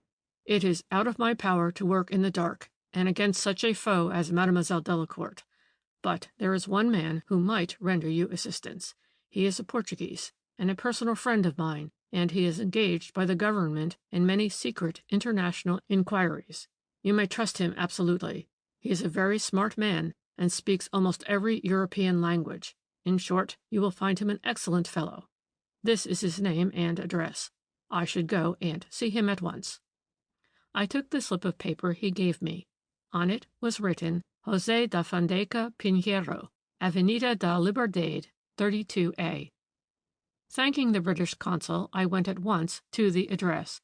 I found myself standing before one of the finest houses in the beautiful avenue. It was set back from the road and surrounded by a garden, in which many magnificent palms were growing. A liveried servant answered my ring and ushered me into the presence of his master. The Portuguese are noted for their excellent dress, but I had rarely seen anyone so perfectly attired. Señor Pinheiro was refinement personified, from his white almond-shaped nails and jeweled fingers to his pointed and polished boots. On explaining who I was, he handed me a chair and seated himself at a desk, upon which lay a heap of official-looking papers and a large revolver. As he laid his left hand on the table, I noticed with astonishment that 2 of the fingers were wanting. "I was almost expecting you, Mr. Fanace," he said, speaking in perfect English, and stroking his pointed beard. "She is a clever woman, isn't she?" "Whom do you mean?" I exclaimed in astonishment. "I mean Mademoiselle Delacourt, of course," he replied. "I know something of your case, sir." "What? You know Mademoiselle Delacourt?" "I know her well. I have met her in Paris, Berlin, Vienna, St. Petersburg, and I was dining with her at the Duchess of Almeida's last night." "And you know about my special case?" "I know of the attempt made on your life a few days ago at Sintra. I was at Government House when the police telegraphed the news. There will be an inquiry, of course. But, apart from that, I can astonish you by telling you that I knew of your escape from the Château Larocque. The affair was communicated to all the European detective agencies." "You astound me!" I cried, but at the same time a pleasant feeling of security stole over me. I felt that here, indeed, I had a good friend. "Of course you are mad to have left England," continued Pinheiro. "But do you know, Mr. Fanace, I am glad that you have come."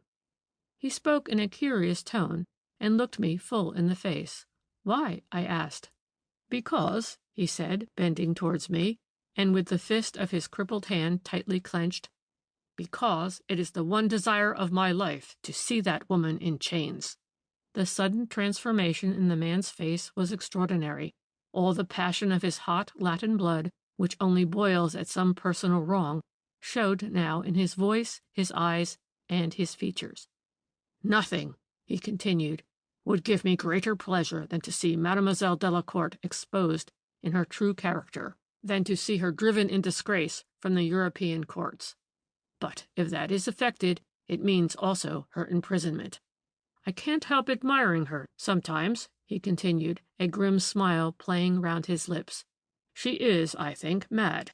No one who was not mad could be so devilish clever." "You have some personal animosity against her, I presume?" I continued. He held up his crippled hand. "I owe that to her," he said, in a low voice. "Some day I will tell you how it happened." "Well," I said, "what can you do for me? I can bring valuable witness to testify to the truth of my story. The suicide of Miss Hamilton is a fact well authenticated at Sintra. How can you protect me in future? I am young, innocent, I love life, and I don't want to fall a victim to the knife of the assassin." "You are right," he replied. As he spoke, he rose and drew himself up to his full height. "Mr. Fanace," he said, "this arrival of yours means a complete change in my own life. You are in difficulty, and I will not deny it, in extreme danger. Now you will not object to my joining you in this matter. It will cost nothing, and you will have the advantage of my experience and knowledge in the hunting down of this woman. You, the hunted, shall turn hunter, and we will rid Europe of a pestilential and powerful malefactor." I grasped his hand. "You mean this, Signor Pinheiro?" I asked. "I was never more serious in my life. The whole of my energies shall be directed to this object. Mademoiselle, I know, has gone from Lisbon. Therefore, for the time, you are perfectly safe. In fact, you are safer here than anywhere else. Stay on for the present and enjoy yourself, while I mature my scheme." "With delight," I murmured, and a vast burden seemed lifted from my mind at the thought of having this shrewd and clever man to work with me, to protect me from dangers that I should never see, and, still more, to help me to deliver Mademoiselle Delacourt into the hands of justice. It seemed almost too good to be believed. "Well," he said, "having made our decision, we will enjoy ourselves until the time for action arrives. You shall see all that Lisbon has to show to the stranger, and you will meet all the people worth meeting. Tomorrow we will combine business with pleasure, and I will take you to call upon the Duchess of Almeida at her castle at Estoril, a lovely spot at the mouth of the river on the seashore. I am dining out tonight, or I would ask you to come here. Where are you staying?" "At Durand's Hotel," I said. "Very good. I will expect you at 11 tomorrow morning, and I will drive you over to the castle to breakfast." It was many days since I had enjoyed a meal as I did my solitary dinner that night at my hotel. A great light had broken. I had found a friend of evident ability, a man in touch with all the European police, au courant with diplomatic affairs, and moving in the best Portuguese society. There had been no acting in his sudden outburst of passionate hatred against Mademoiselle Delacourt. I felt sure that if ever a time came when he was in a position to pay off his debt to her, she would receive little mercy. No race can be kinder, more sympathetic and gentle than the Portuguese, but none can be more devilishly cruel and vindictive when they avenge a personal wrong. Mademoiselle would soon see that Signor Pinheiro was working on my side, and this fact would in itself prevent molestation. I went round early the next morning to Signor Pinheiro's house, for I was impatient to see him again and assure myself of the fact that he was altogether on my side. He was standing on the steps of his handsome house, evidently waiting for me. "Just ready," he said gaily. "Come along, the dog-cart is coming round. By the way," he added as we got in and he took the reins and drove off at a spanking pace, "the Duchess does not speak English, and as you do not know Portuguese well, you had better talk to her in French." "I can do that," I answered. We were now going down the Rua Auguste and out by the Boa Vista embankment. Our way lay along the Tagus, which was covered with numerous craft and abounding with life and animation. Picturesque mountains lined the opposite banks. In less than an hour we reached Almeida Castle, a grand old building, still retaining its Moorish architecture.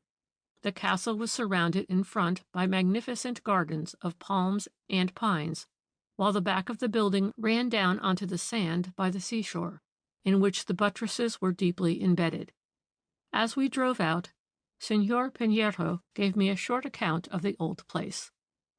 The castle had been a Moorish fortress until 1147, when Alfonso Henriques, the first king of Portugal, assisted by other crusaders bound for Palestine, surrounded Lisbon, then in the hands of the Moors, and after 5 months' hard fighting, he entered the city in triumph.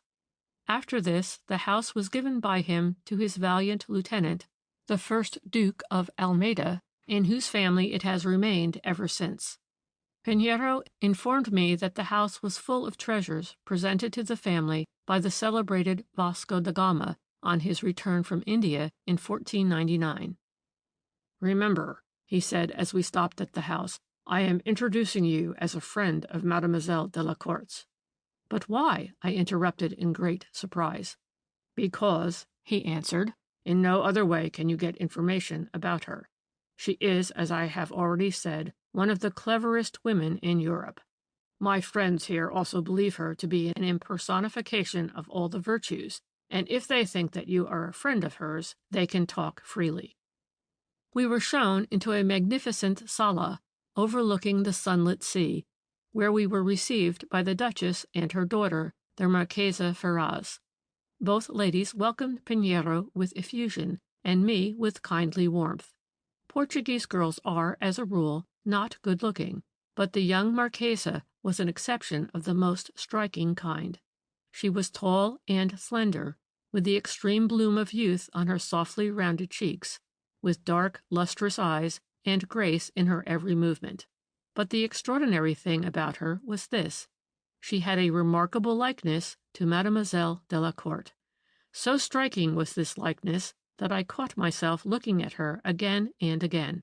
A sensation almost of repulsion came over me as I did so, although the likeness between the Marchese and Mademoiselle Delacourt only applied to features and not at all to expression, for the young girl had a frank and lovely face, full of kindness and good nature. While Signor Pinheiro talked to the Duchess, the Marchese came and took his seat near to me. "So you know Mademoiselle Delacourt, Monsieur Finesse," she said, speaking with a most charming French accent, and using that tongue. "Mademoiselle is one of my greatest friends. Mother and I have often stayed with her in Paris. Certainly she is one of the cleverest women I have ever met. Did you happen to see her on her flying visit to Lisbon?" "No," I answered. "Was her visit a very short one?" "Of course it was," answered the Marchese. "That gay Mademoiselle never stays long in one place. She thinks nothing of visiting half the European capitals in less than 3 weeks." "On pleasure or business?" I asked. "Pleasure, of course. Just to visit her numerous friends. But she certainly always talks about business. Mother and I quite laugh at her about it. Such a speech is so like a Parisian. Why, one of those dear creatures will go half over Europe to buy a new tea-gown. But how do you like the Portuguese, Monsieur Finesse?" "Signor Pinheiro tells me this is your first visit." "Yes, my first," I answered. "I do not know Lisbon well, but Sintra is very beautiful." As I mentioned the latter place, I could not help giving an involuntary shudder. "Oh, yes, beautiful, but so dull. No one ever goes there now. By the way, are you interested in old curios? We have a wonderful collection from India. Shall I show them to you before we go to breakfast?" "I should like nothing better," I replied. "Then we shall leave Mother and Signor Pinheiro to discuss the latest Lisbon scandals. The Signor knows everyone and everything, and is so awfully clever. Between ourselves, I am a little afraid of him." The true charm of Portuguese society lies in the power the host has to make his visitors at home. In a few minutes the Marchese was showing me all over the beautiful house, and chatting about the treasures, her face full of animation and her eyes bright. Presently we entered the drawing-room, where the Vasco da Gama curios were kept. They were of great rarity and value. Carved ivories, elephant goads, rare gold ornaments set with jewels, and magnificent jade bowls. One piece in especial attracted my attention. It was a Hindu headdress of great magnificence. It was chiefly made of finely woven silks of various shades, the color strengthened by plates of gold thread, and surmounted by 4 of the most enormous tiger's claws I had ever seen. These were set, but with their sharp points outwards like 4 horns. "Ah, you are admiring that headdress," said the Marchese, coming over to where I was standing. "Is it not curious and wonderful? It was the first thing Francesca pounced on when she came to examine the curios. She was quite thrilled with it and examined it most carefully." "It looks rather a dangerous sort of headdress if you wanted to kiss the lady," I could not help remarking. "Those claw points are sharp as needles." "That was the very point remarked by Francesca. There is an old legend attached to this headdress. It was worn by the favorite lady in the Nizam's Zanana, who, in resisting the embraces of a young prince, scratched him with one of the claws, and the young prince died. I long to wear that headdress, and intend to do so very soon." "Indeed?" I said. "Yes, I'm going to wear the headdress, and in this very house," she said, merriment dancing in her eyes. "Have you not heard? Has not Signor Pinheiro told you that next week is our great fancy dress masked ball? We always give one before the Carnival. It is the greatest possible fun. Would you like to come? You should see one Portuguese masked ball before you go away." "I should be delighted," I replied, "only I'm afraid I should have some difficulty in getting a suitable dress." "Not at all. Signor Pinheiro is sure to have plenty. Yes, you must come, and then you will see me in this wonderful headdress. I shall look so quaint with that and the mask." We presently returned to the room where we had left the Duchess and Signor Pinheiro, and, breakfast being ready, we sat down to it on the terrace. My spirits rose. The excellence of the meal and the conversation of our brilliant and witty hostess, the charming ways and pretty speeches of her daughter, the warm and soft air, The waving palms and the sparkling sea banished all dark memories. "I am so glad to make your acquaintance, Monsieur Fanez," said the Duchess. "Come down here and see us whenever you are tired of Lisbon and want a few hours of fresh air. In any case, we shall expect you both at the ball on Tuesday night." "Well," said Pinheiro as we took our seats in the trap, "they are charming people, are they not? Did you make any judicious inquiries concerning Mademoiselle?" "I talked about her a great deal," I replied, "but learnt very little beyond the self-evident fact that she is a great friend of the Marchesa's. She paid them a flying visit, so the Marchesa told me, and for apparently no reason." "That is so like her," answered Pinheiro. "That pretty girl seems deeply attached to her," I continued. "By the way, Pinheiro, have you ever noticed the extraordinary likeness between them?" A curious change came over the face of the Portuguese, and when I spoke, he suddenly clapped his hand on his knee. "Now that you mention it, I do see it," he replied. "When looking at the Marchesa, I was often puzzled by an intangible likeness. Her face was familiar to me, not on its own account alone. You have solved the mystery. My dear Fanez, we must be on our guard. It is exactly the sort of thing that Mademoiselle would take advantage of." "What do you mean?" I asked. "Ah, I wish I could tell you what I mean. The craftiness and cleverness of that woman baffles all description. There is no clue she will not seize, and no possible accident she will not avail herself of." "One thing at least is evident," I said. "The Duchess and her daughter have not the slightest suspicion of her." "I told you so, and therein also lies danger. Mademoiselle's great power lies in the fact that she can turn men, and women too, round her finger. But never mind," added Pinheiro, glancing at me, and doubtless perceiving the anxiety on my face, "you and I together will be more than a match for her." I cheered up at these few words, and the next few days were passed in the most enjoyable manner. The Signor introduced me to many charming people, and took me to all the sights of Lisbon.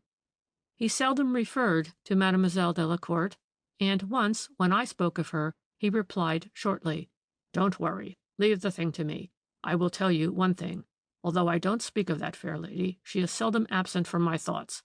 I am laying my plans slowly and cautiously, and when the moment comes to act, I will let you know." End of number 3, part 1.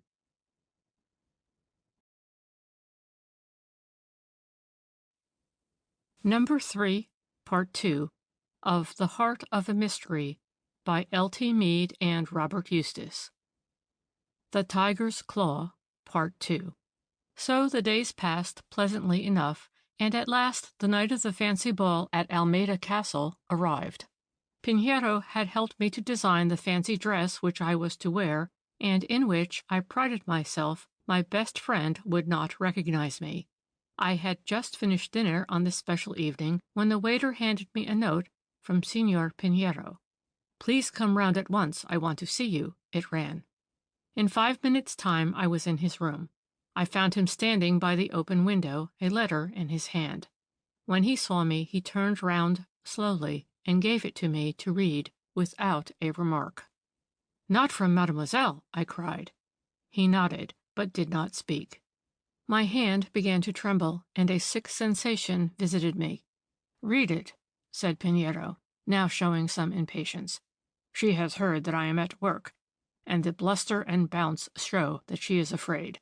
These, as far as they go, are good signs." The letter was dated from the Hotel Bellevue, Taormina, Sicily, and the envelope bore the Sicilian postmark. "Dear Signor Pinheiro," it ran, "it was such a pleasure to meet you again at Castillo Almeida. I always lament that our interests should be so at variance, but it is entirely your own fault. Don't be silly now, or you will bitterly regret it. Remember that I know everything, and remember that I am still the same.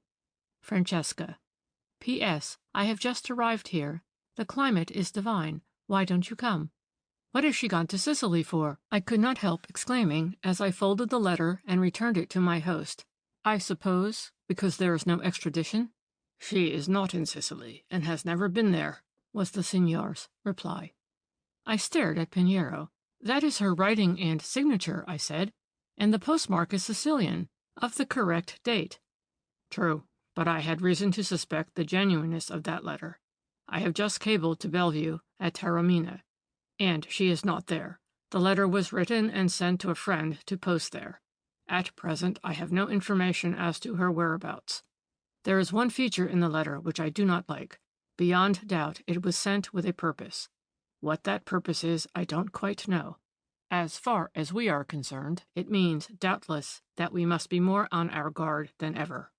He gave a little shudder. "I tell you, Phineas, I don't like it."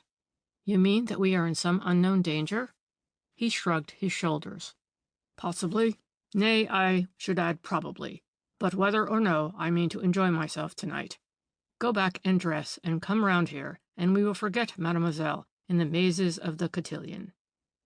Though I had expected some gay sights at the Castle Almeida, I was certainly not prepared for the magnificent display that awaited us on our arrival.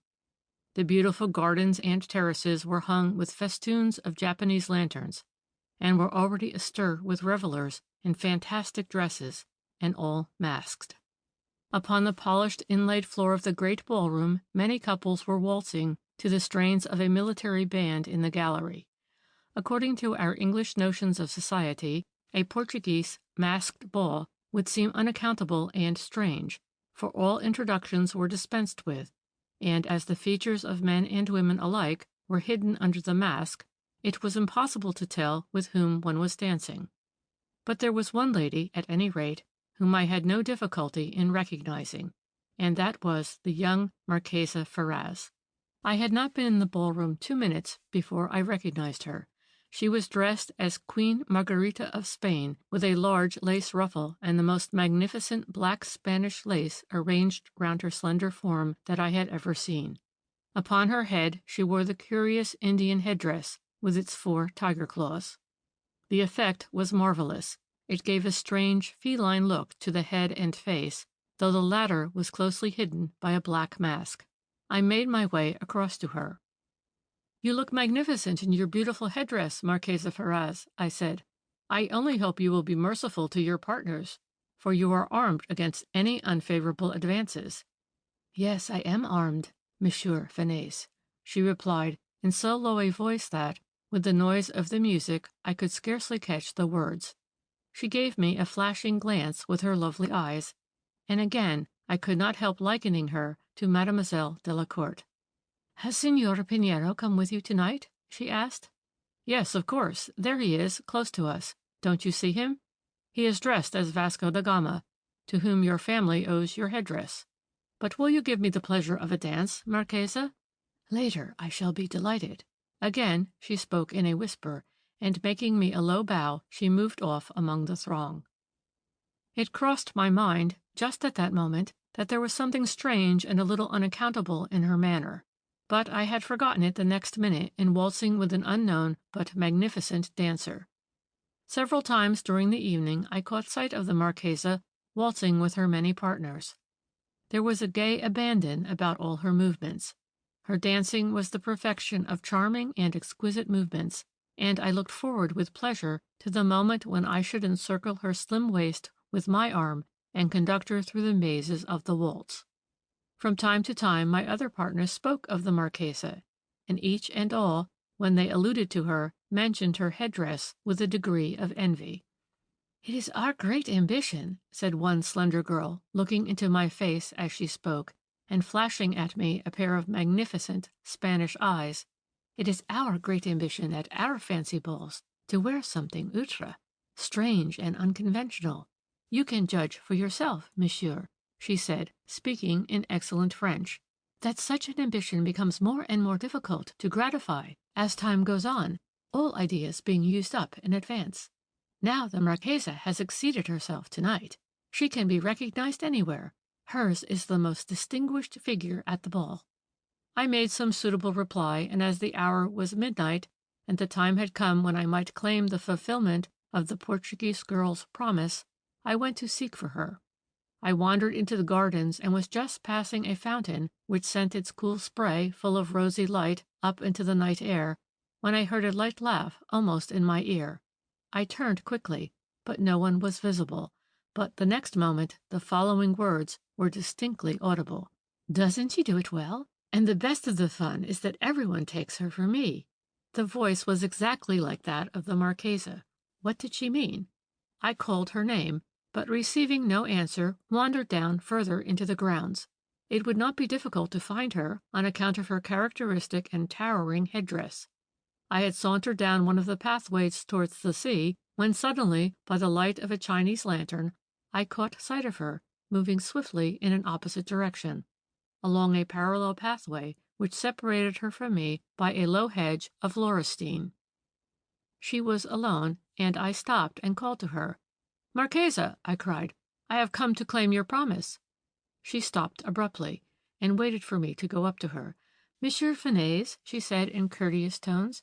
"Yes," I answered. "I did not recognize you beneath your mask," was her next remark. "You have the advantage of me, Marchesa," I answered. "You are easily distinguishable owing to your headdress." "Yes," she answered, and her voice was very low. I had noticed this peculiarity early in the evening, and now, bending towards her, I said, "You will give me the promised dance?" "Yes," she replied, "yes, with pleasure." "But you are tired?" I continued. "You think so because I speak low," was her reply. "Sometimes I suffer from a curious affection of the throat, and at times am too indescribably tired to raise my voice." She stopped in the middle of her sentence and burst into a peal of ringing laughter. That laugh sounded almost offensive. I started away from her side, displeased. I knew not why. "Come," she said, laying her hand, light as a feather, on my arm. "I am sorry I laughed, but I am subject to uncontrollable mirth at the most inconvenient times. Let us return to the ballroom, where we will enjoy ourselves in the waltz." We re-entered the magnificent room side by side. A moment later we were whirling gaily through the waltz. Did I say gaily? That was the maddest time of my life. The blood coursed through my veins with the joyousness of youth. The shadow in which I dwelt sped away from me, and sunlight, gay and joyous, filled my soul. Was there ever such a dancer? She seemed to sweep me up and carry me forward with the gaiety of her movements. We paused, breathless. "I have met no one who could dance like you," was my remark, when I could speak. "Such music, such a floor, and such a partner, make the thing divine," was her answer. "Shall we take another turn, monsieur?" Again my arm encircled her waist, and again we whirled in the giddy round. The room was now much more crowded than it had been when we danced a few moments earlier. Couples had arrived in haste from the gardens. The music played an inspiriting waltz. The time of the band was so brisk as to be almost maddening. Lighter and quicker were our movements. Suddenly we found ourselves in a dense mass of people. Our way was blocked. "The other end of the room is nearly empty," I whispered to my partner. "Let us go there. We can dance without being disturbed." "Yes," she replied, and to my astonishment she moved towards the doorway, through which numerous dancers were pressing. The next instant we were jammed in the doorway. A burly man pushed rudely against us. The Marchesa uttered a cry and fell against my breast. One of the tiger claws scratched my neck very slightly, but the next moment we were dancing as briskly as ever. "Why," suddenly cried the Marchesa, "what is the matter with you, monsieur? Your neck is bleeding." I took a handkerchief and pressed it to the wound. "You scratched it," I replied, "with one of the claws of your formidable headdress." "Did I not say that I was dangerous?" she answered. There was a peculiar ring in her voice. It was no longer low and guarded. It reminded me, good God, of whom? I felt my head reel with a sudden fear, and the next moment a sense of chill faintness crept over me. "You are not dancing well, monsieur," said the voice of the Marchesa. "You are tired. For that matter, so am I. Take me to an anteroom and leave me." "I will stay with you until your next partner arrives," I answered. "You must leave me," she said in a peremptory tone. "I wish it. Take me here." A little boudoir, draped in the palest green silk, stood invitingly open. We entered, and the Marchesa flung herself on a couch. "After all, this headdress worries me," she said. "I should like to take it off." "Shall I assist you?" I asked. "Not now," she answered. "Go into the open air. You look faint. We danced too fast. But all the same it was divine, was it not?" "Marchesa," I answered, "I have just lived through the most blissful moment of my life." Her laughter rang out clear, and did I hear aright? It seemed to mock me. She motioned me to go, and I went. A moment later I was seated on a bench in the deep shade of a palm tree. "Hello, Fenez, is that you?" called Pinheiro. "Yes," I answered. "I was dancing with the Marchesa, and we both felt faint." As I spoke, I took out my handkerchief and pressed it to my neck. "Where is the Marchesa?" asked Pinheiro. "In one of the anterooms," I replied. She asked me to leave her. Again I pressed the handkerchief to my neck. "I will go and look for her," said Pinheiro. "She promised me this dance. But whatever is the matter?" "Nothing much," I answered. "Only one of the tiger's claws on that curious headdress gave me a sharp scratch. But it is not worth talking about." "What possessed the girl to put on that infernal headdress? She must be out of her mind to do such a thing," cried Pinheiro. "Now that I come to think over the matter, I would sooner dance with a cat. I won't trouble to find her." "The scratch was a mere accident," I replied. "Some thundering idiot cannoned into her." "I dare say. Only one doesn't come to a ball to be torn to pieces by tiger's claws. I wish I could see the young lady, to tell her what I think of her." "Well, and here she is," cried a silvery voice, and the Marchesa, unmasked and with a look of merriment on her face, stood before us. "Oh, so you have taken it off," said Pinheiro. "You will not be quite such a dangerous partner now, and I don't mind claiming your promise. This is our dance, is it not?" "You have not asked me for a dance this evening, monsieur." "Indeed I did," he replied. "See, here is your name on my program. But, hallo, you have made a complete change. Why is that?" As he spoke, I saw the Marchesa was no longer in black Spanish lace, but was clothed from head to foot in some gossamery stuff of shimmering white. "You have been very quick in changing your dress," I said. Once again she laughed. "You don't know the joke we have played upon you," she said. "It is almost too good. I have a great mind to let you find it out for yourselves." "No, no," said Pinheiro. "You must tell. What joke do you allude to?" "Oh, I have had such fun!" she exclaimed. "I have been watching you both, and especially you, Monsieur Fenez, for the last half hour. It was not I who wore the headdress, but Mademoiselle Delacourt." I leapt to my feet, and a violent oath passed my lips. Pinheiro stood silent. "May I ask the reason of this joke?" he asked presently. "You are not really angry?" cried the girl. "It was only fun. Francesca was at Madrid, and I mentioned to her that you were both going to the ball, and said that I intended to wear the headdress she so much admired, and that you, Monsieur Fenez, knew that I was going to.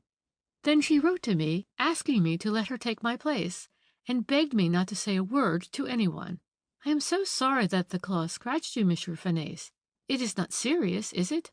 "Time will prove," said Pinheiro. His face was deadly white. "You don't know what mischief you, in all innocence, have done, Marchesa. But now, don't keep us. If anything can save my friend, there is not an instant to lose." As Pinheiro spoke, he put his arm round my waist and raised me from the seat into which I had sunk. "Come at once and quietly," he said. "We will get back to Lisbon without a moment's delay. Without doubt you have been poisoned. But there may be hope if we take the matter in time." While he was whispering to me, he was dragging me, for I was now incapable of walking, in the direction of the house. The Marchesa, startled and alarmed, walked by our side. "I wish you would explain," she said. "You have made me so terribly unhappy. What, oh, what is wrong?" "Find the headdress, Marchesa," said Pinheiro, "and if possible, and if you have the nerve, detain Mademoiselle Delacourt. Fenez, I will leave you for an instant on this seat close to the house, while I fetch the carriage and give instructions to the police to watch everyone who leaves the castle." A sudden shiver of intense cold passed over me. Pinheiro disappeared round the corner of the brilliantly lighted house, and the young Marchesa seated herself by my side. "I am so sorry and so terrified," she whispered. "What, oh, what can be wrong?" "Pinheiro will tell you tomorrow," I answered in a whisper. "But do not blame yourself, please. It was my own fault for not being more careful." Just then Pinheiro appeared. "The carriage is waiting," he said. "I will call early tomorrow and explain everything to your mother, Marchesa. Now, Fenez." I was helped into the carriage, and soon afterwards Pinheiro and I arrived at my hotel in Lisbon. The doctor had been summoned. He examined my wound and told Pinheiro that I had, without doubt, been inoculated with some deadly microorganisms. "Will it be fatal?" I whispered. "You are in danger," was his slow reply. But you look strong, and must be healthy. There ought to be hope. You should have a good nurse, however, as your symptoms will require careful watching." "I will sit up with Monsieur Fanès tonight," said Pinheiro. "I got him into this trouble, and have made up my mind to pull him through at any cost." Through the long hours of that night, Pinheiro never left my side. At short intervals he administered stimulant after stimulant, and by doing so kept the dread enemy death at bay. In the morning I was still alive, but through the days and week that followed my life hung in the balance. How I did recover in the end will always appear to me little short of a miracle. When I was well enough for Pinheiro to leave me, he went back to Almeida Castle and told Mademoiselle Delacourt's true story to the Duchess and the Marchesa. The distress of both was beyond description. The headdress was examined, and even now traces of the deadly poison in which the tiger claws had been dipped were found upon them. But alas, Mademoiselle herself was gone. From the moment I left her in the green anteroom, she had not been seen or heard of at Castle Almeida.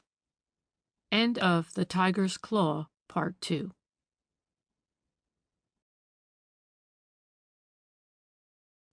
Number 4 of The Heart of a Mystery by L.T. Meade and Robert Eustace. Number 4, A Conjuring Trick, Part 1. "Rather a strange game is this of ours," said Pinheiro to me one afternoon. I was better again, although still quite the wreck of my former self. I was lying on the balcony in his house and enjoying the delicious air. The tone of his voice as he now spoke startled me. His eyes were gloomy and full of trouble. "Of course, Fanès, you clearly understand that we are both playing for the same stake," he continued. "Mademoiselle Delacourt is the stake, and we shall get her yet." I smiled. "I wish I could agree with you," I answered. "But the more I think of that woman, the more she overpowers me, and the more I feel that she will always elude us." "No," he answered, "not forever. We shall have her yet."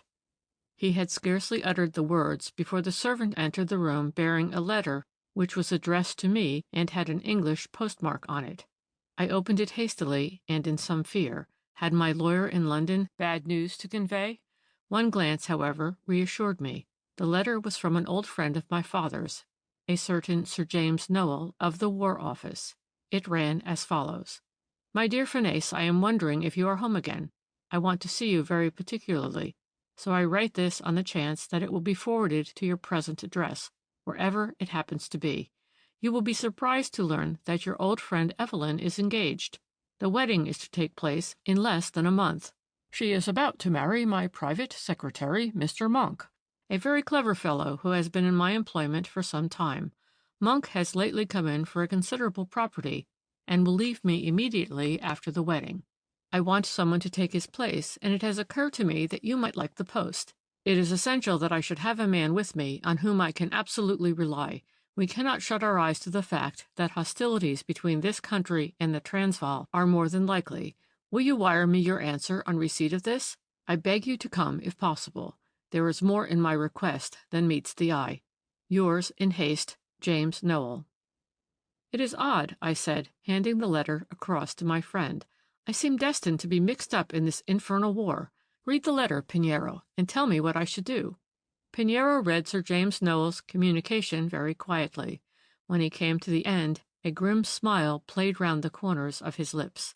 "The gods fight for us at last," he said. "This is magnificent." "What do you mean?" I cried. "My dear fellow, if we had arranged the thing, it could not have been better. Let me send off a wire for you at once, accepting the offer."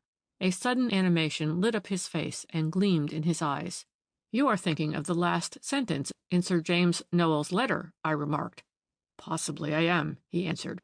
"But do you not see for yourself the immense advantage we shall gain by being once more in touch with the enemy?" "But how shall we be in touch? I fail to understand." "Judging from the information received, I shall be much surprised if Mademoiselle Delacourt is not poking her delicate little thumb into the War Office secrets. You must accept, and at once, Fanès." "But am I justified? Remember, I am wanted by the French Secret Service in connection with supposed war secrets, although, of course, I possess none." "You must tell Sir James everything," was his answer. "What you know may be of the greatest service to the War Office. Now, my dear fellow, do not, I implore you, throw away this great chance of silencing that dreadful woman, perhaps forever. Remember what it means, your freedom from further persecution, and," his voice hardened, "I shall have squared my account. Phineas, you must be the mouse to lure the cat in the direction of the trap." "Thank you. What a cheerful situation. But suppose I get a scratch from her claws?" "If you trust me, you will run no risks. Now, are you going to accept?" "I suppose so," I answered after a moment, during which I was thinking hard. "It seems preposterous and unreasonable and a little mad, but no doubt you are right. Will you send a wire for me?" "Will I?" he replied. "With 1,000 congratulations, my good friend. Before heaven, this fires me with new life." He rushed from the room. A few hours later I had Sir James's reply. He begged me to take the first possible train to London. The Sud Express left Lisbon the next day, and Pinheiro and I arranged to go by it. We sat long into the night discussing our plans, and 4 days later we found ourselves once again on English soil, embarked in one of the strangest games two men were ever destined to play. I wired to Sir James to say that I should be in London at midday, and on our arrival at my chambers, to my surprise and delight, I found the good baronet waiting for me. "Delighted to see you, my boy," he said, coming forward and grasping my hand. "It is most good of you to come so promptly. Your arrival is the greatest relief to me." "May I introduce my friend, Signor Pinheiro?" I said. Pinheiro bowed and began to talk at once in his excellent and fluent English. "I will leave you both," he said after a moment or two. "I want to secure rooms at the Berkeley." When he was gone, Sir James began to speak in a serious tone. "My dear Phineas," he said, "I regard this acceptance of yours as most lucky. You, of course, appreciate the responsibility of the appointment you have agreed to take, but I may as well tell you at once it is due to a very special reason that I have chosen you. There are some extraordinary things happening, and it is not only our mission, but our duty to find out what they are." "I do not understand you, sir," I answered. "But," I continued, "before we proceed further, it is only right that you should know the strange and terrible position in which I myself am placed. Can you listen? I cannot accept this appointment until you know the whole truth." "Tell me, Phineas, and be quick," was his answer. He sank into a seat near the window, and turning his back on the outside world, listened with attention while I gave him a rapid and precise resume of the strange events which had come into my life during the last few months.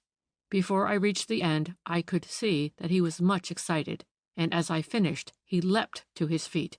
"So, Mademoiselle Delacourt has been hunting you down?" he said. "She is under the supposition that you possess one of the French Secret Service secrets?" "Precisely, and she has on 3 occasions very nearly succeeded in her designs," I answered with a shudder. "That scratch from the tiger's claw was a near thing, touch and go, in fact." "By Jove!" he exclaimed. "She may be the mysterious and powerful center from which all my present troubles arise. What you have told me is of the greatest importance to us. As a matter of fact, we are just now in a fine mess. The emissaries and spies of our enemies in the Transvaal are ever on the watch. The best detectives are hard at work to discover their whereabouts and modes of operation, but can do nothing. Listen, this is what has just happened. It is worrying me to my grave.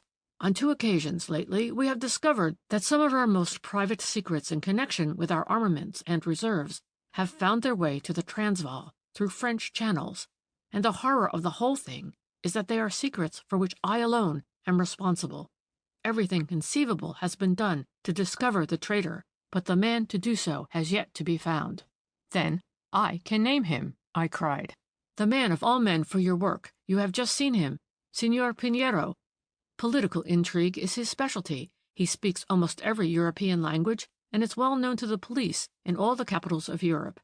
He is a Portuguese by birth, but I know for certain that he will be ready and willing to throw himself into the work of this business immediately. He is also implicitly trustworthy. If Mademoiselle Delacourt should be at the bottom of all your trouble, rest assured, Signor Pinheiro will not fail to discover her." "Has he, too, fallen into the trap of that woman?" asked Sir James. "Yes," I answered, lowering my voice to a whisper. "The object of his life is to revenge himself. Did you notice that one of his hands lacks 2 fingers? He owes that to Mademoiselle, but how she did it and when I know not, for he will not reveal his secret." Sir James rubbed his hands with pleasure. "The arrival of your friend is most opportune," he said, "but we must move rapidly. Now, listen. In affairs of such immense importance, I cannot employ Pinheiro without getting permission from Scotland Yard. This is a mere form, of course, and I will go there immediately. Finesse, you and Pinheiro must come down to Warley Court tonight, and dine and sleep. You will be glad to see Evelyn and my wife again, and I want to introduce you both to Monk, my present secretary. He is as troubled over this matter as I am. Now I will leave you, for there is much to be done." Sir James went off at once, and I strolled across to the Berkeley. I found Pinheiro enjoying an excellent lunch, and I immediately told him the news. "This is capital," was his reply. "I shall have some business on my own account to transact this afternoon, and will meet you and Sir James at Baker Street at 6:10. "You know London well," I remarked. He smiled. "I lived in London for many years," he said after a pause. "In those days I was light-hearted and happy. But that was before." His face grew dark, and a frown knit his forehead. I looked at him with admiration. To the outward eye he was only a very thin, hollow-cheeked, dark-looking man, in apparently bad health. It was difficult to realize that he was in reality one of the keenest detectives in Europe, a man to be trusted as men trust those they care most for. We arrived at Warley Court just in time to dress for dinner. I was down before Pinheiro, and had scarcely spoken to Lady Noel and Evelyn before Monk appeared. I was naturally interested in the man who was to marry Evelyn, and whose place I was to take as Noel's private secretary. He was tall, good-looking, and self-possessed. His manner was that of one used to society. He had a low voice and a pleasant accent. On the whole, he was the sort of person to impress one favorably. But as I looked at him, I wondered if he was worthy of Evelyn, whom I had known from a child, and had always regarded with special affection. She was a very beautiful and spirited girl, barely 19 years of age. I thought her far too young to be Monk's wife, and wondered why Sir James consented to the marriage. She was, to all appearance, in high spirits, and laughed and chatted volubly, but I could not help an uneasy fear that her mirth was a little forced, and once again I looked at Monk to discover the cause. As I glanced at him, our eyes met. His eyes were peculiar, very light gray in color, with black rims round the irises, and thick black lashes. Handsome eyes in themselves, but I did not care for their expression. Instinctively I drew nearer to Evelyn, as if I would protect her, and then, ashamed of myself, entered into an animated conversation with Lady Noel. During dinner Pinheiro made himself agreeable. He talked on the varied subjects of the day with ease and distinction. It was only when the possible war with the Transvaal was mentioned that he remained silent. As soon as the ladies had withdrawn, Sir James lowered his voice and began to speak on the subject that was uppermost in all our minds. "It has been a great pleasure to welcome you here as a guest," he said, turning to Pinheiro. "It is even a greater pleasure to make your acquaintance in your professional capacity.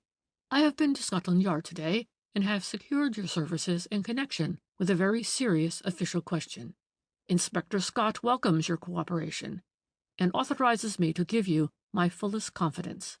"You can depend on my doing my best," answered Pinheiro. "And now," he added, "I have something to say on my own account. I also called on Inspector Scott this afternoon, and have heard from him most of the details of this extremely interesting case. The last instance of treachery relates to armaments, which were to be immediately dispatched to South Africa. The particulars were mentioned by you, Sir James, in a sealed dispatch to the Colonial Office, and were known only to you and to your secretary, Mr. Monk. Now, one thing is evident.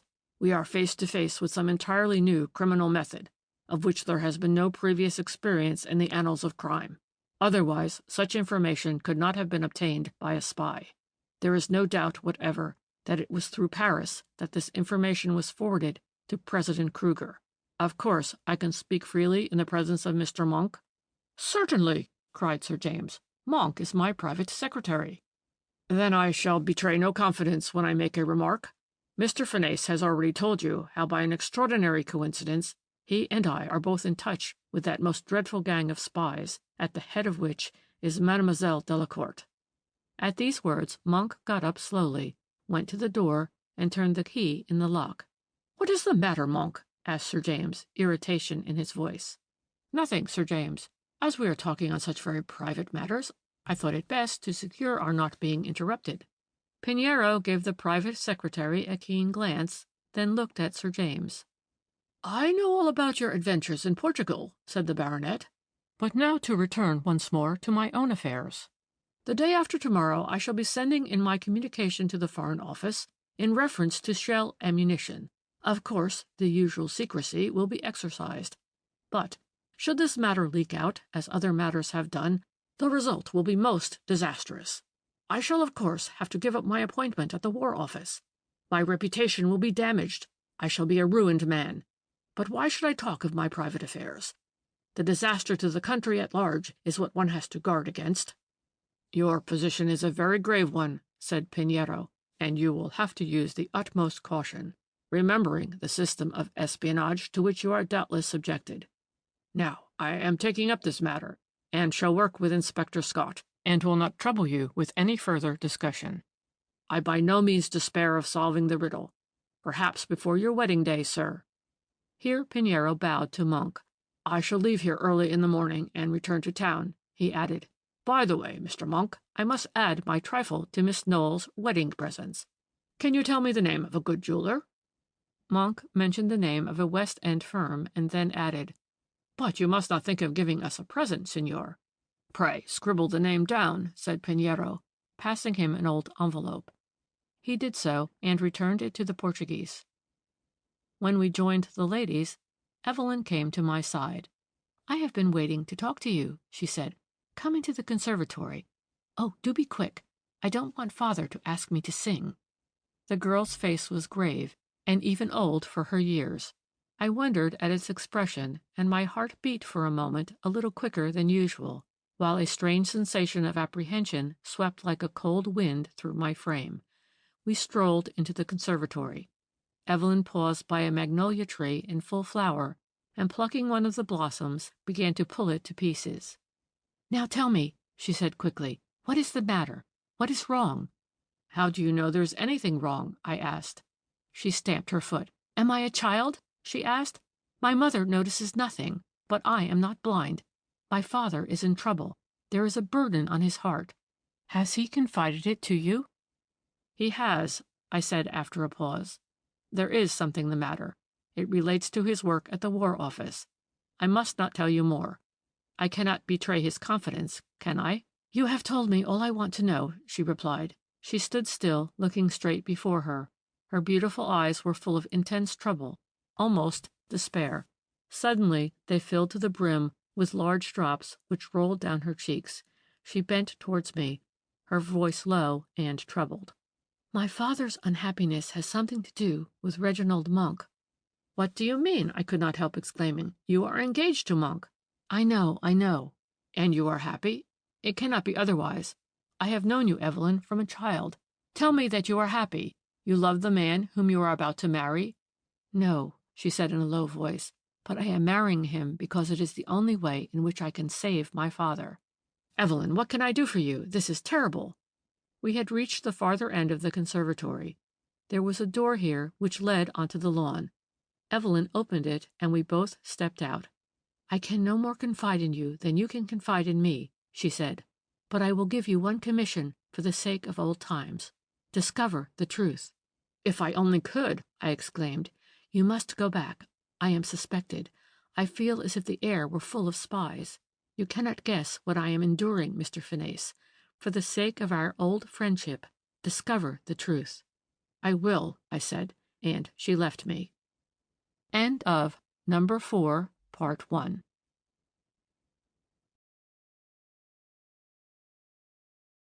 Number 4, Part 2 of The Heart of a Mystery by L.T. Meade and Robert Eustace. Number 4, A Conjuring Trick, Part 2. That night I followed Pinheiro into his bedroom.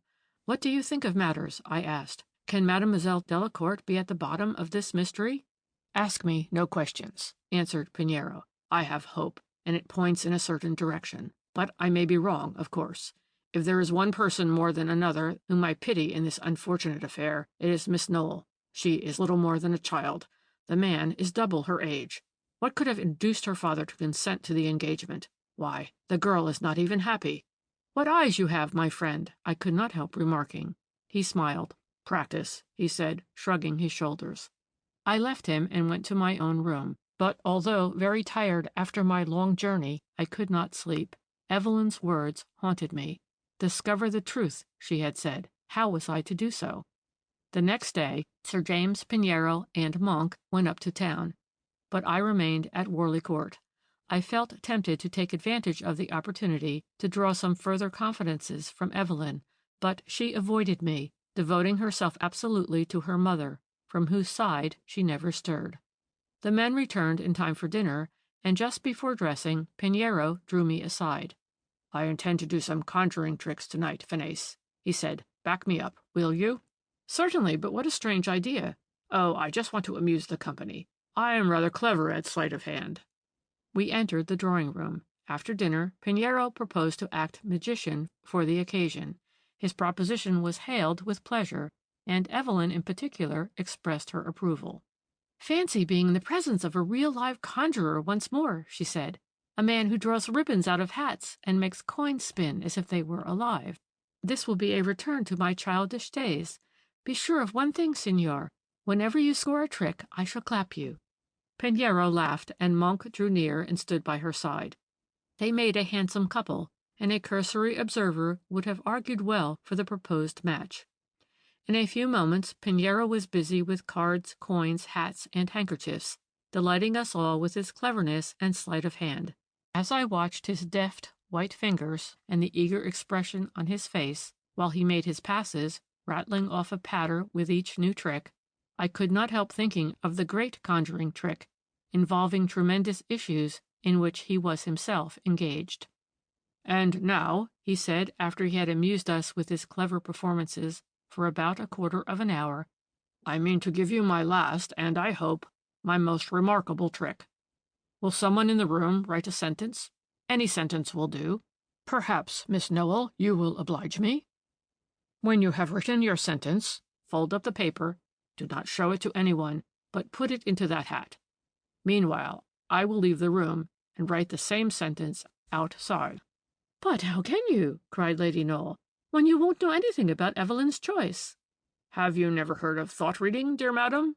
Asked Pinheiro, bowing in his most graceful manner. Evelyn tripped eagerly across the room, took a piece of paper, wrote something on it, carefully folded the paper, and placed it inside the magician's hat. She then placed it on the piano, where no one could possibly disturb it, and Pinheiro, taking up another sheet of paper, prepared to leave the room. I have left my pen upstairs, he suddenly exclaimed.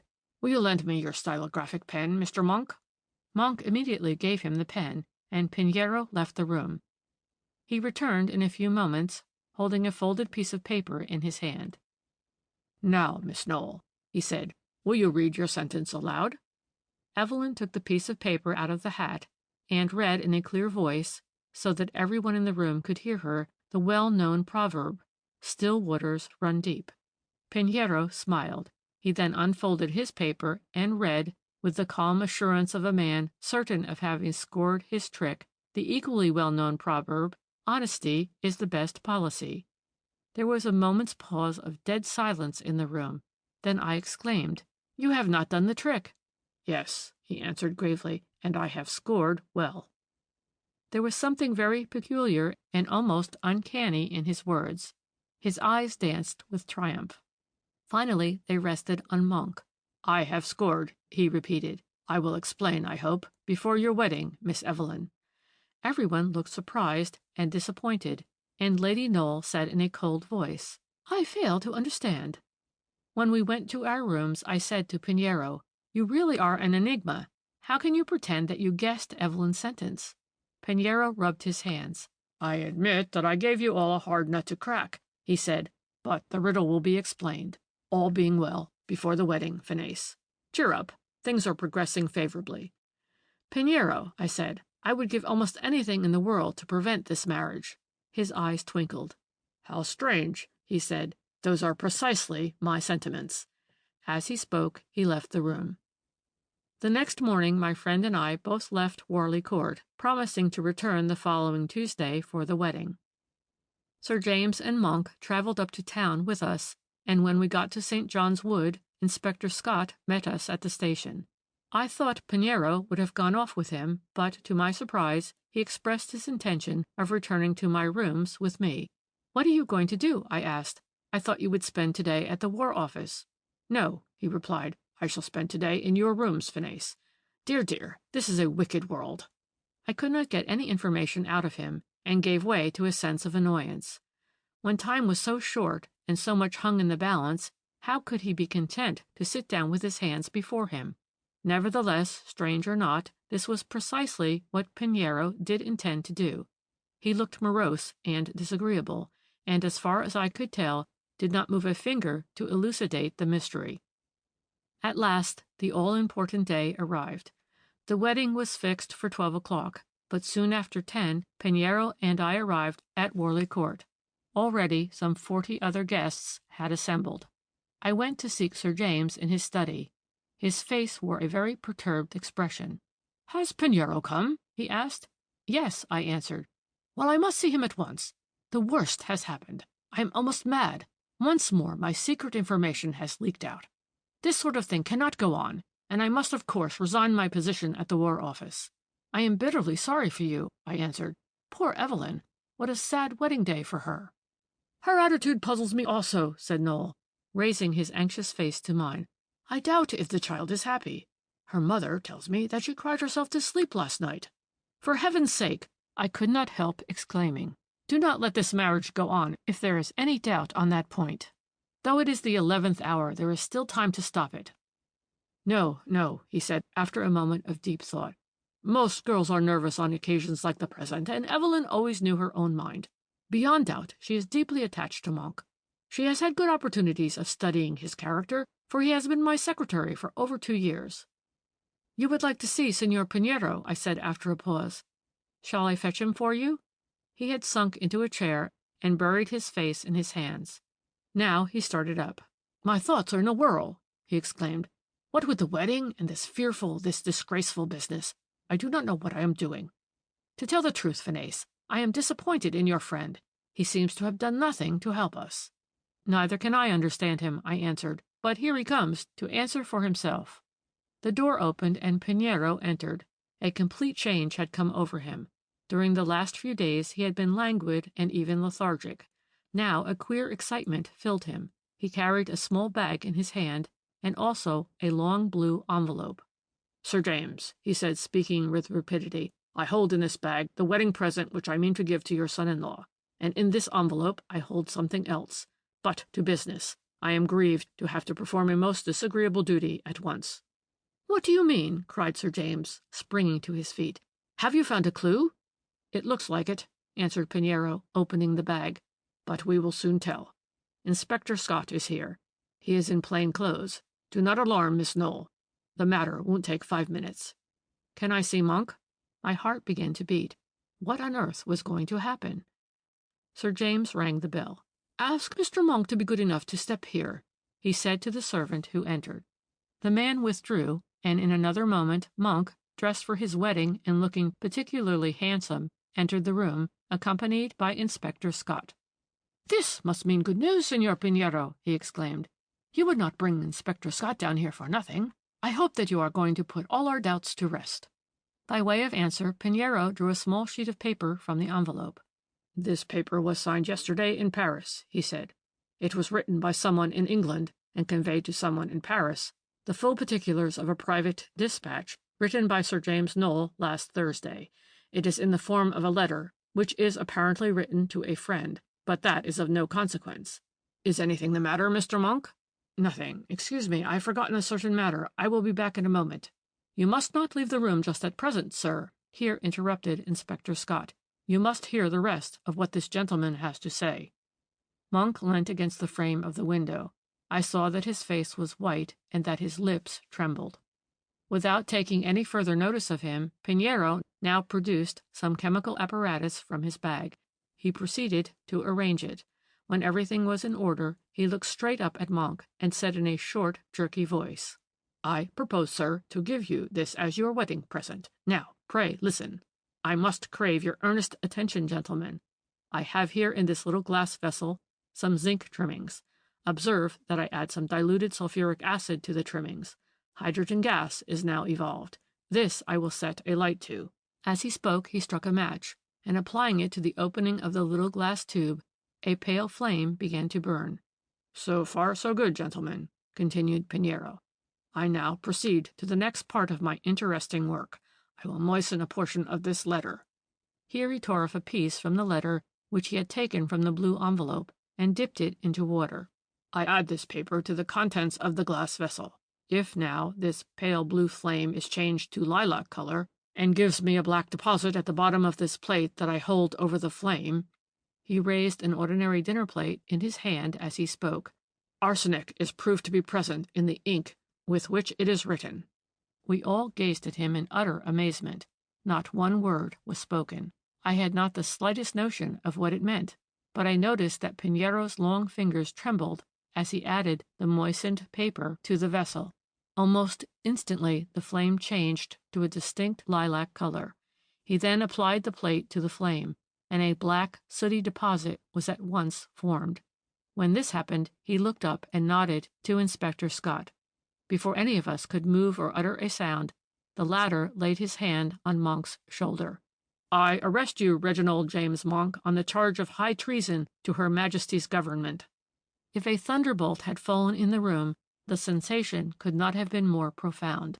Sir James uttered a sharp cry and reeled back against the mantelpiece. His face was the color of clay. "What does it mean?" he exclaimed. "You prove that there is arsenic in the ink of certain writing. What has that got to do with my friend? Monk, speak, man, speak! You look as if the devil had struck you. What is wrong? Why, you were just about to become my child's husband. Pinheiro, explain matters, or I shall go raving mad." Pinheiro glanced at me, nodded emphatically, and then stepped forward. "My explanation is quickly given," he said. "It scarcely needed a wise man to be sure that you had a traitor in the camp, Sir James. The question was, who? Why did I suspect Monk? I will tell you. He has lately come into a good deal of money, into sufficient money to enable him to be a suitor for your daughter's hand. I found on inquiry that he had lately received a legacy from an uncle, but this legacy, instead of amounting to £50,000, as he gave you to understand, was only worth £2,000. As I discovered that he had £50,000 in his possession, my wonder was naturally raised as to how he had obtained it. The diamond ring which he gave to your daughter cost £500. I asked him the name of his jeweler the first night at dinner, with the express object of making this inquiry. He wrote the address of the men with his stylographic pen, and at that instant I saw my opportunity of a possible proof. I went to town, thought matters out, and arranged my little performance.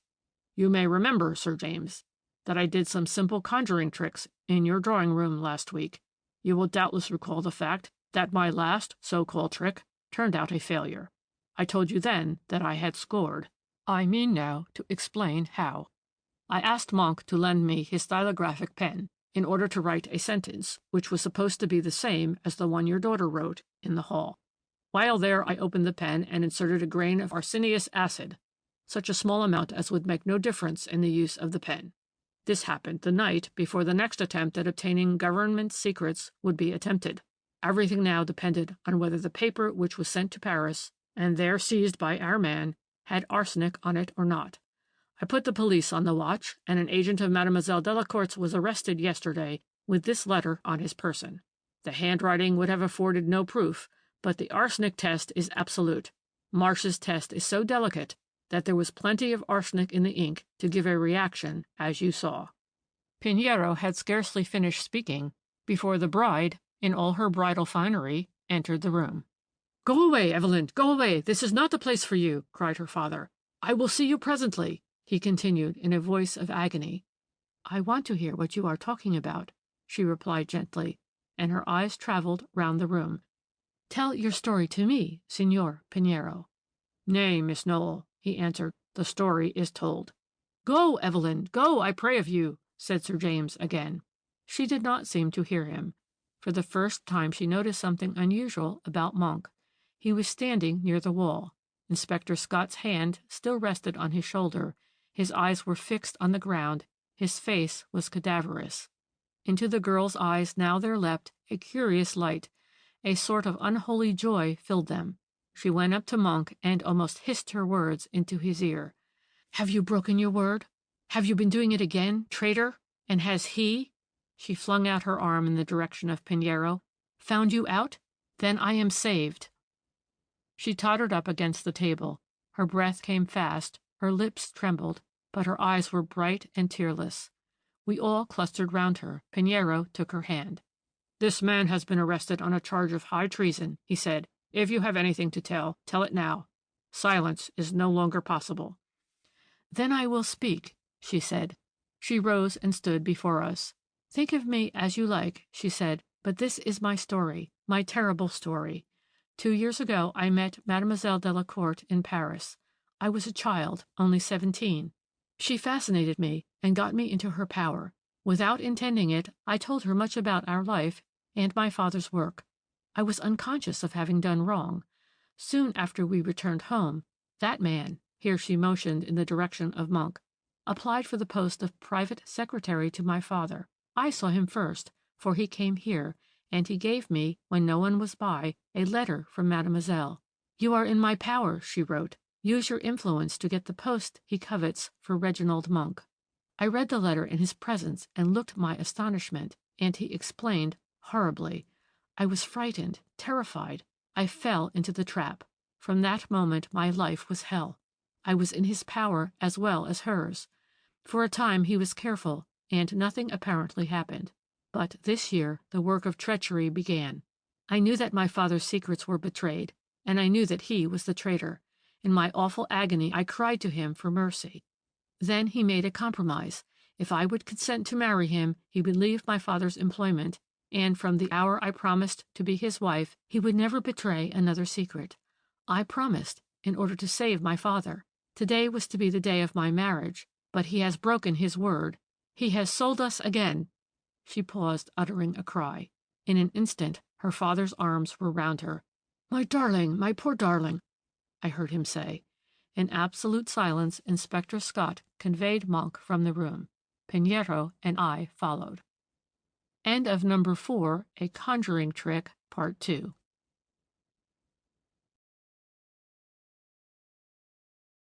Number 5, Part 1, of The Heart of a Mystery by L.T. Meade and Robert Eustace.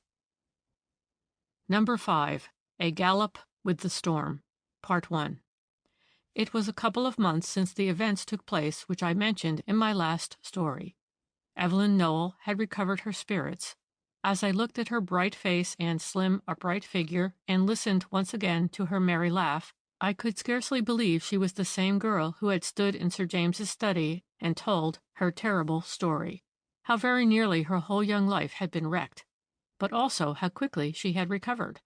I wondered if all girls were made alike, if a girl's nature was such that she could be reduced to the last gasp of despair one moment, and the next could sing about the house and be radiant and happy, its sunbeam and source of rejoicing once more. Sir James and Lady Knowle begged of me never to mention the hated name of Reginald Monk in the girl's presence, and when his trial came on, which it did about that time, it was my duty to keep the newspapers as much as possible from her sight. I was collecting them one morning to take into Sir James's study when she came into the hall and stopped me with a smile.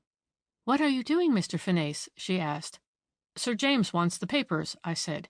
"He likes to look over them when he returns in the evening."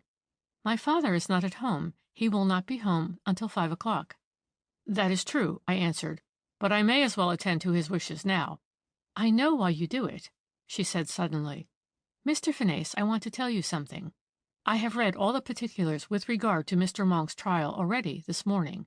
I am not fretting," she added. "I am too thankful. But you may tell my father and mother that it is useless to keep things from my knowledge. I am no longer a child, and cannot be treated as such." Tears filled her eyes. "What should I have done but for you and Signor Pinheiro?" she continued. "I can never, never be sufficiently thankful that you, Mr. Phineas, returned to England when you did, and also that you brought your Portuguese friend with you." She stretched out her hand and took mine as she spoke. The tears overflowed her lovely eyes. But the next moment she had flown across the hall and was singing in the garden. As I listened to her voice and remembered the look on her face a moment before, I could not help saying to myself, "What a wonderful creature is woman!" The next day was Sunday. I have good cause to remember that day. It was the 10th of June, 1899. For the past week the weather had been sultry in the extreme. Day after day the forecasts prophesied storms and thunder, but the storms did not come, and the sky, as far as rain was concerned, was like brass. The great heat made us all languid, and on this special afternoon Sir James and I were taking shelter under a wide-spreading cedar tree just at one end of the smoothly kept lawn. The tea-table was standing near. Evelyn had poured out tea for us both, and had then gone into the house. "I'm going to sit with Mother and read to her," she said, turning her bright face towards Sir James. "She has a headache.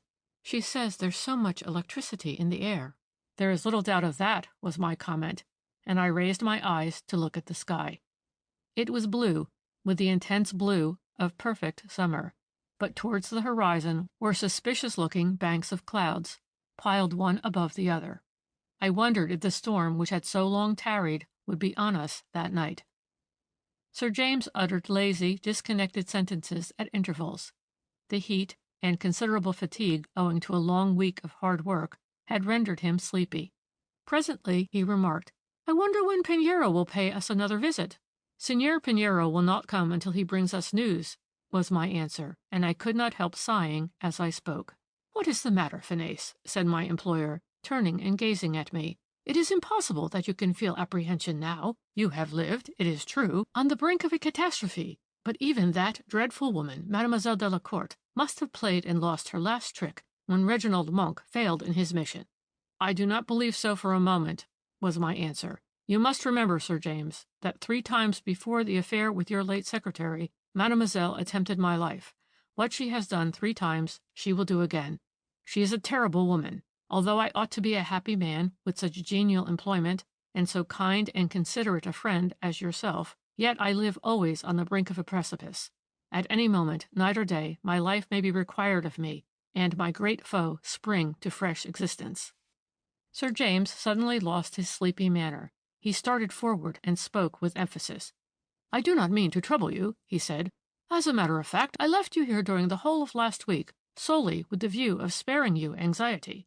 But we are all very anxious at headquarters, and there is the feeling with more than one that the spy element has not been eliminated. This war, and I see no possible solution of the Transvaal question without it, must be unlike any previous one. Science, our friend in the construction of weapons, in tactics, in balloons, in wireless telegraphy, is equally our enemy when we approach the field of secret service. Our spies now have a competent knowledge of our preparations and movements by methods altogether unknown in the days of the Peninsular and Crimean wars. 1,000 eyes are watching us, and 1,000 ears listen for our faintest footfalls. If these eyes and ears are invisible, that makes the danger all the greater. As Macbeth said, even the ground prates of our whereabouts. There's danger everywhere. You know it." "Alas!" I cried, "I know it far too well. And the woman whom I so greatly fear is beyond doubt in the pay of the enemy. She is a fiend in human shape. So far as we are concerned, she is the great center. She is the spider that sits in the web to which all lines lead. There is only one man in Europe who can lay her by the heels. You have seen something of his methods in the case of your late secretary." "I certainly have. Pinheiro is 1 in 1,000. If anyone will succeed in capturing Mademoiselle, he is the man," I said. "I have absolute faith in him." As I spoke, the boughs of the cedar tree just behind rustled, and before Sir James could say another word, the gaunt figure of Pinheiro presented itself. He stepped silently into our little circle, bowed to Sir James, nodded to me, then took the nearest chair. "You look like a ghost, Pinheiro," said Sir James. "Did you come through the drive? I did not see you." "I came by the shrubbery at the back of the house, Sir James," he answered. I eyed him narrowly as he accepted a cup of tea which I poured out for him. He took it from my hand and leant back in his seat. "You got my wire this morning, Sir James?" he asked after a moment. "I would not trouble you on Sunday, but for very special business. Business that concerns us three personally, and Her Majesty's government in particular." As he spoke, he gave a curious, automatic glance behind him into the shadow of some laurel shrubs. "I have come with news, indeed," he continued, "and I will give it at once. Mademoiselle Delacourt is in England." "What?" I cried. "It is a fact, Phineas, and I must confess that I am, on the whole, glad. I think it possible to weave a web round her now from which, with all her subtlety, she will not be able to escape. We do not know her whereabouts yet, neither is it known why she has been so mad as to set foot on the shores of the land where her greatest enemies are. I need not say that since I heard the news I have been busy, and I have now come here to tell you that, owing to certain inquiries, I have come to a fairly definite conclusion." "What is that?" asked Sir James. "In spite of all Mademoiselle's cleverness, she has been unable to keep from her employers, the Transvaal Secret Service agents, some of the recent performances of which you and I, Phineas, were the victims. And the affair with Monk has anything but redounded to her credit. Monk has given away one or two secrets which have further put Mademoiselle into hot water with her employers. Her object now in visiting England is to restore herself to their good favor, and she hopes to do this by a double coup." "What do you mean?" I asked. "She wants to secure a considerable sum of money, and she has another and more dangerous object." "Our lives," I said gloomily. "Not only our lives, but the lives of others," was Pinero's terrible answer. Sir James watched him narrowly. "Can you give us your reasons for coming to these conclusions?" he asked after a pause. "I can give you a very definite reason with regard to the money point." Here he drew his chair closer to ours and dropped his voice to a whisper. "When you were in Lisbon with me, Phineas, did you ever happen to hear of the revered crucifix of the hermits of St. Augustine?" "Never," I answered, wondering what on earth crucifixes had to do with Mademoiselle. "It is a queer story in itself," continued Pinero, "and the fact of its in any way coming into our province is still queerer. First, let me give you the original history of the crucifix. The church of Santo Andre in Lisbon belonged originally to the hermits of St. Augustine. It was their own convent, and was founded in 1271. The convent was injured by an earthquake, and restored by the reformer of the order, Friar Luis de Montoya. The great earthquake of 1755 also injured it, but it was again rebuilt, and is now one of the largest temples in Lisbon. The Brotherhood of St. Augustine possess much gold plate, and jewels of great value, but their most treasured possession is, or rather was, a gold and silver crucifix, which was believed to have been given by the angels to Father Montoya. This crucifix was carried through the streets in procession every second Thursday in Lent, until, in a Jesuitical riot 7 years ago, it was stolen by someone unknown, and has never since been seen. An enormous reward, representing in English money about £16,000, was offered for its recovery by the Brotherhood of St. Augustine, who are very rich. But, great as the sum was, the crucifix was never restored. I was employed in the matter as detective. I did everything in my power, but failed utterly. My suspicion was that it had found its way to England. The real intrinsic value of the crucifix is small, not perhaps more than £40. Now here is the extraordinary point where our threads join. I have just heard that the Brotherhood have received a letter asking if the reward for the crucifix is still open. This letter emanates from Mademoiselle Delacourt, and it is evident from its contents that her visit to England is for the purpose of securing the crucifix and obtaining the money. No doubt she will try to get the treasure by fraudulent means. Where it is hidden I do not yet know, but it is through this link that I believe our next great move will be played. By it, I trust, we shall run her down, and by doing so obtain information as to the gang, and possibly capture the papers relating to this great European conspiracy, and to her various plots in the Secret Service. The capture will, I know, be attended with difficulty and danger, and I want you, Phineas, to hold yourself in readiness to come to me at a moment's notice, anywhere, if I wire to you. I am fully aware, Sir James," he added, "that this seems like taking a great liberty with you, but you will agree that in your own and the War Office's interest, no pains must be spared to arrest this woman." "I quite agree with you," replied the baronet with eagerness. "Do exactly as you think best, Pinero. If you succeed, you will deserve great recognition from the country, Though I have never seen the woman, her presence seems to haunt me.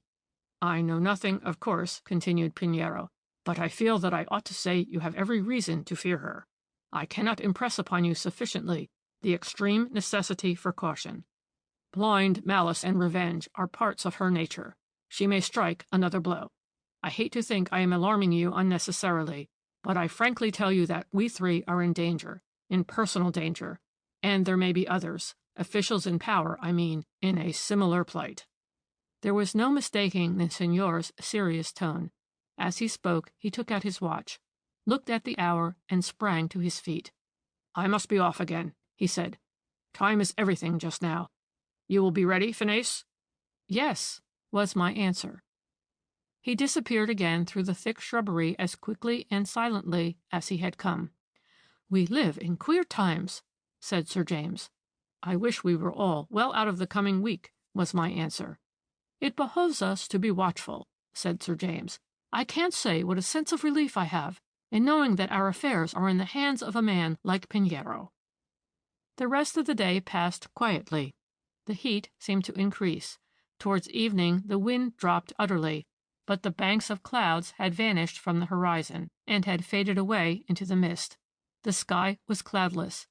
Sir James retired into his study, and I walked up and down with Evelyn.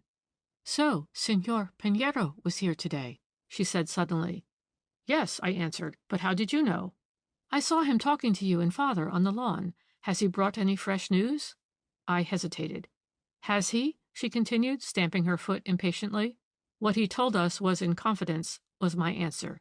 Yes, she said in a gentle tone, but that confidence may surely be shared by me. Tell me at once what he came about. If you don't, I shall go and ask father. Mademoiselle is in England, I said then in a gloomy voice. Pinheiro thinks we are in danger. It behoves us to be careful. Mr. Phineas, does that danger extend to my father? Alas! Oh, you have answered me. You need not say anything further. Her face turned very white. There is no one I love as I do my father, she said then. Personally, I have no fear. Do you think that I could be afraid of a mere woman? No, I interrupted, but this woman is scarcely human. She's a fiend, not a woman. She would stop short at nothing. She uses as her weapon the most deadly scientific knowledge. It requires genius to follow her methods. Evelyn was silent for a minute or two. Then she said, You know, I suppose, that tomorrow night nearly half the officials of the War Office are coming to dine here, and some half-dozen will spend the night at Worley Court? We are to have a dance after dinner, an impromptu affair, at which several of my friends are to be present. And what has that to say to Mademoiselle Delacourt? I interrupted. I don't know. I feel very depressed about it. I wish we might postpone our guests. Oh, surely you are over-nervous, I was about to say, but then I remembered the ball, the famous masked ball at Lisbon, and was silent. That night I slept badly, and towards morning was awakened by Tocsin, Sir James's big mastiff. The dog was barking furiously. I lay and listened, wondering whether I should get up and make investigations. As the animal ceased, however, before long, I dropped off into a doze. In the morning I arose early. There were some lovely pinks in a bed at one side of the house. Now pinks are my favorite flowers, and I went to pick a buttonhole. This special bed lay just along the south side of the house. I was somewhat startled when I went up to the bed to see that part of it looked as if it had been freshly dug, and one or two plants, plucked by their roots, were lying in a half-withered condition on the ground. I concluded that the gardener had been hoeing up weeds in the bed, but how carelessly he had done his work. I thought no more of the matter, but went to breakfast. There I was greeted with the information that Tocsin, the watchdog, had been found dead just outside his kennel. Poisoned, of course, said Sir James, in a very gloomy tone. I looked at him. Our eyes met. He conveyed a warning not to say anything to alarm Lady Knoll. I remembered how the dog had barked the night before, and wished heartily that I had got up to look into the cause. Next moment the letter that lay on my plate absorbed all my attention. It was from Pinheiro, and ran as follows. My dear Phineas, come up by the 10:30. I wish to see you at Baker Street. Important. Yours, P. I passed the letter over to Sir James. He made no comment at the time, but after breakfast he drew me into his study. That sounds good, he said. And of course you must go. The affair of the dog is a little suspicious, Phineas. You might mention it to Pinheiro when you see him. I do heartily hope that that dreadful woman will soon be arrested.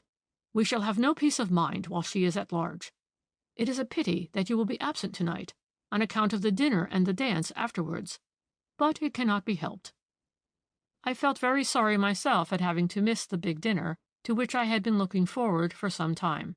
Round Sir James's table that night would meet some of the keenest intellects in Europe, but Pinheiro's letter admitted of no postponement. I bade Sir James a hasty good-bye, little guessing under what strange circumstances I was destined to return to Warley Court. End of Number 5, A Gallop with the Storm, Part 1.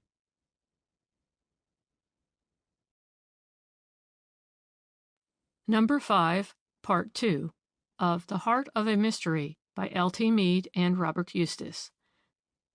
Number 5, A Gallop with the Storm, Part 2. The day which had just begun promised to be even hotter than the previous one. A dull sultriness hung in the air, and the papers prophesied a storm. When I reached Baker Street, I saw Signor Pinheiro waiting for me on the platform. "Well," I cried eagerly, "what is the news?" "I will tell you as we go along," was his answer. "We are in for a big thing, and I want, if not your help, Phineas, at least your company. You may be required by and by as a witness. There is no saying.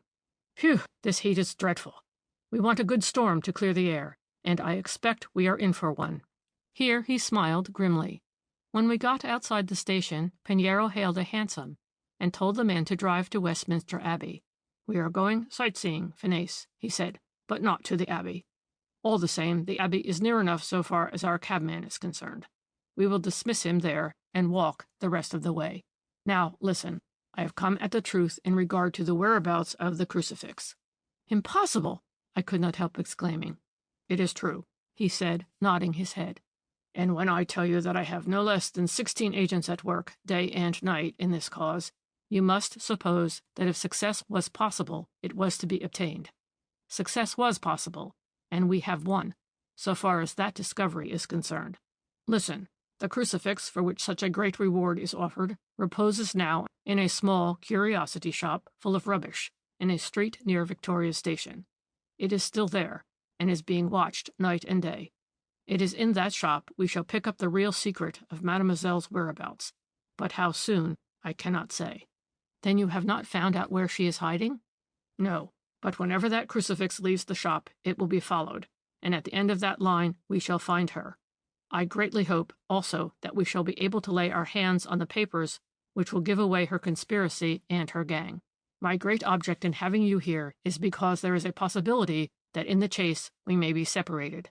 I must have another person to identify her, should anything happen to me." "What do you mean?" I asked. He shrugged his lean shoulders. "My life will be cheap if I gain my end," he answered. He did not say any more until our cab set us down close to the Royal Aquarium. We walked quickly westwards.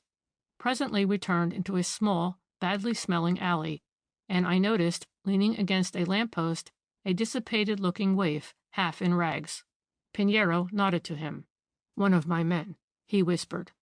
The next moment we had entered the tiny shop, in the windows of which was displayed a miscellaneous collection of cracked china, lustres, and old prints. Behind the counter stood a girl of about 18 years of age, dressed in rusty black, and looking ill and nervous. "What can I do for you, sir?" she asked, as Pinheiro leaned against the counter. "We have come to take a look at your things," he replied in a kindly tone. As he spoke, he turned over some dowdy-looking paste-buckles and then began to examine massive chains in a cracked china dish. Finally, he purchased some hideous white enamel buttons. While he was so engaged, I observed that his keen eyes were wandering over everything in the little shop. Up and down they looked, and from side to side. Suddenly he made a quick movement, stepped across the floor, and stretched out his hand. My heart beat fast, for I saw that he laid the tips of his thin white fingers upon a small gold and silver crucifix, dulled and tarnished with time. "Ah, sir," cried the girl, "that is not for sale." "Indeed," he replied, taking it from the shelf and holding it in the palm of his hand. He turned to me as he spoke and held out the crucifix for me to examine. My first sensation was one of surprise at its smallness. It was barely 8 inches long, and the crosspiece but 4 inches. Was it possible that this tiny symbol of the eternal tragedy had such a strange history, and perhaps foreshadowed a stranger one? "I have a fancy for this," said Pinheiro. "Why is it not for sale? I should like to buy it." "It is already sold, sir." "Indeed? I am sorry. I would give a good price for it." The girl's eyes brightened and then grew dull again. "And I want money very badly," she said after a pause. "But the lady is giving me a good price, too. She told me to put it away, and I put it on that back shelf. I didn't think anybody would notice it. She means to call for it this afternoon." I could see the hand that held the crucifix tremble, in spite of its owner's sang-froid. "How much are you going to get for it?" said Pinheiro suddenly. £30, sir. You will scarcely believe it." "Give it to me, and you shall have £50. "Oh, sir, I must not go back on my bargain. I wish you had seen it yesterday, but the lady was very anxious, and she is kind. I would not do anything shabby about it, sir, on any account." Pinheiro gave her back the crucifix. "Take it, my dear," he said. "You are a good girl, and I won't tempt you." "I am very poor and alone in the world," said the girl slowly. "My father had this crucifix for some time. He got it in a strange way. Some men slept here 6 or 7 years ago. They were Portuguese, and my mother was a Portuguese, so my father was good to them. In the morning one of these men gave father the crucifix to keep. 'Keep it safely,' he said, 'and I will call again for it. Don't show it to anyone. It is of great value, greater than you have the least idea of.' But what do you think, sir? Father waited day after day and week after week for the man to return to claim the crucifix. But he never came back, and at last one day we saw an account of his death in one of the papers. He had been killed in a street row. So from that day father considered that the crucifix was his, but he never seemed inclined to sell it. He said the man might have left relations who would claim it. They did not, and on his deathbed father told me that I might consider it mine. 'It is of value,' he said. 'Don't sell it unless you can help it.'" "And you have sold it at last," said Pinheiro. "Why is that?" "Because I'm dreadfully poor. Things have been going from bad to worse in my little shop, and my landlord means to sell me up for the rent, which has been owing now for 2 quarters." A gleam of pure pleasure came into Pinheiro's eyes. His whole face seemed to alter and become soft and human.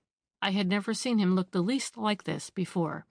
"You will hear from me again," he said, emphasis in his voice.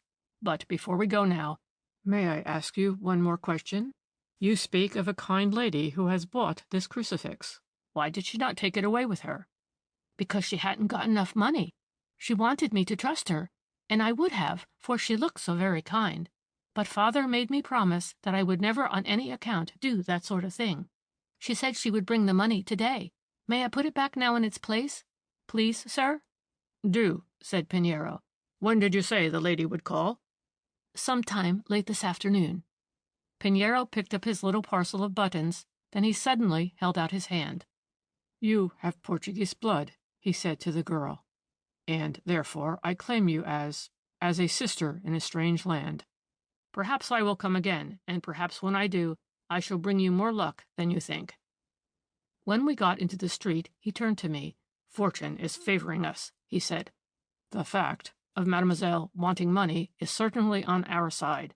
Had she had the money about her last night, our quest would have been in vain. But it has been a near thing. What a surprise is in store for the pretty little girl in the shop. It is really quite a romance. £16,000 will set her up for life. If I can secure the crucifix, I shall take good care that La Petite gets her reward." "Then you really mean to let Mademoiselle take the crucifix?" "It is the only means of tracing her to her den, so it is necessary. You will see some tracking worth looking at tonight, Phineas. She shan't escape me this time. Jove, the heat gets worse and worse. Let's come into this restaurant and have some lunch." I was far too excited to eat anything, and while Pinheiro refreshed himself, I paced up and down outside. We had strolled as far as Westminster, and we went for a time into the Abbey, where it was both still and cool. As the evening approached, we went back to continue our watch. Dusk arrived, and the heat grew yet greater. Not a breath of wind stirred. There was not a sign of Mademoiselle. "She is certain to come soon," Pinheiro once or twice remarked to me. "But won't she see us if we stand here?" I asked. "Not before I know that she is coming. This street is all eyes, although you can't see them. I have been talking for the last half hour with my men. Dear, don't you know the walking-stick language of detectives? We use it in all big capitals, and here—" He stopped short, seized my arm, and we withdrew into the shadow of an open door. "She is coming," he whispered. The entrance to the little shop was quite hidden from us, but he was reading off the signs from a man standing about 50 yards away. "Now," he said, as a private hansom with silent tires and no bells shot up. "In with you." Darkness had fallen, and all the lamps were lit as we sped down Victoria Street. It was past 9 o'clock. "Where are we going?" I asked. "I don't know. Don't talk to me, please," he said curtly. It was a weird drive. Away and away we went through endless streets. Northwards, ever northwards, did our cab take us. I had no idea what part of London we were going to. I only knew it was as strange a quest as I had ever been on. The heat increased, and a low growl of thunder showed us that the storm was approaching. Even the elements seemed uneasy. We must have been going for more than an hour when I suddenly perceived that we had approached the borders of a great common. There were no houses or lights visible, but we were driving rapidly beneath a belt of dark trees which edged the common. All of a sudden the cab drew up at a little gate that barred the entrance to a narrow walk. The darkness was now so intense that I could not see 3 feet before my face. A voice spoke in quick tones beside us. From where did it spring? Pinheiro answered in a whisper. The gate was opened. There was a sudden rush in the darkness, followed by a shout. Pinheiro had vanished. I leapt from the cab and rushed after Pinheiro through the gate. The next instant I was hurled back by someone unseen. A voice exclaimed in a foreign tongue. There were 2 sharp reports of a pistol somewhere at a little distance in the darkness. Then all was still. A moment later Pinheiro himself caught my arm and led me up the path into a small house. The door of the house was open, and there was a light in the room to the left. In this room sat a man whom I immediately recognized as Inspector Scott. He was holding a candle in his hand and was bending over an open tin box. Perspiration streamed from Pinheiro's face. He began to swear softly in Portuguese. "A big haul and smartly done, sir," said the inspector. "The papers are here, but the rats are gone. It was a near thing." "They won't get far," said Pinheiro, "and it is worth losing the gang to secure the papers. And also, look, Vinace." As he spoke, he held a little gold and silver crucifix between himself and the light. The next instant he took off his hat and handed it to me. There was a hole clean through the crown. I shuddered. "For heaven's sake, explain these things," I said. "Where are we, and what has happened? How can you talk of having managed things neatly when Mademoiselle has escaped?" "We have made a success, and a great one, although had we secured Mademoiselle it would have been perfect," said Pinheiro. "Our success in this instance is altogether due to our cab driver, Inspector Scott, who has the eyes of a cat. You don't seem to realize that we are now in possession of the headquarters of the enemy. We have recovered the crucifix, and here lie papers of the most profound importance to the British government. This house is on the outskirts of Hampstead Heath. We will just go cursorily through the papers, Scott, before we remove them for closer examination." The inspector renewed his search in the tin box. "How did you get the crucifix?" I asked Pinheiro. "She had it in her hand when she bolted. I snatched it in the dark, and she returned the compliment by perforating my hat." "But why didn't you follow her?" "Her time is close at hand. These papers are much more important. If we had continued to chase her, and her followers in the dark, all over Hampstead Heath, one of them would have returned to destroy everything. Better let her go for the time. Here lie our proofs. She cannot do much more mischief now." "Well," I answered, "the temptation to follow her would have been beyond my power to resist." "Exactly, and it would have been just what she would have wished us to do. I am glad I secured the crucifix, though, for the sake of our little friend in the curiosity shop." Inspector Scott now began to make a systematic search of the room, and Pinheiro seated himself by a deal table to examine the papers. A glance showed me that the house was a very small one, and the room in which we found ourselves was badly furnished. So this is what the woman has come to, who consorted with princes, and was known to most of the crowned heads of Europe, I said to myself. Pinheiro is right. One of her objects in coming to England is to make money. Are these papers of value? I asked Pinheiro presently, for a constant succession of exclamations of astonishment were bursting from his lips as he turned them over. Yes, he answered. We have matter enough here to destroy one of the cleverest combinations in Europe. Mademoiselle's own capture will only be a matter of days. He continued to read, opening letter after letter, turning page after page. I stood idly by. The room was only lit by a couple of candles, but outside the lightning played continually. The thunder rattled louder and nearer. The storm was coming up quickly. The scene in the small room was, to all appearances, peaceful, but in a moment everything was changed. Pinheiro had taken out his tobacco pouch and was rolling a cigarette. His eyes were still fixed on the papers which he was reading. Suddenly I saw a line deepen round his eyes, and the white finger ceased to roll the cigarette paper. The next instant, with a bound, he leapt to his feet and was pushing me from the room. Never had I seen fear written so terribly on a man's face before. Gaunt and forbidding always, it was now that of a satyr. As we both left the room, he shouted back over his shoulder, "Read that letter, Scott. Secure all the papers. In with you, Phineas." He pushed me into the cab and sprang himself onto the box. We were off at a gallop into the night. Presently he shouted down the trap in staccato accents. "We're going to Worley Court to cut the lightning conductor. There's a 1/2 weight of explosive at the end of it. The storm is on us. What fools you must have been to notice nothing. I warned you.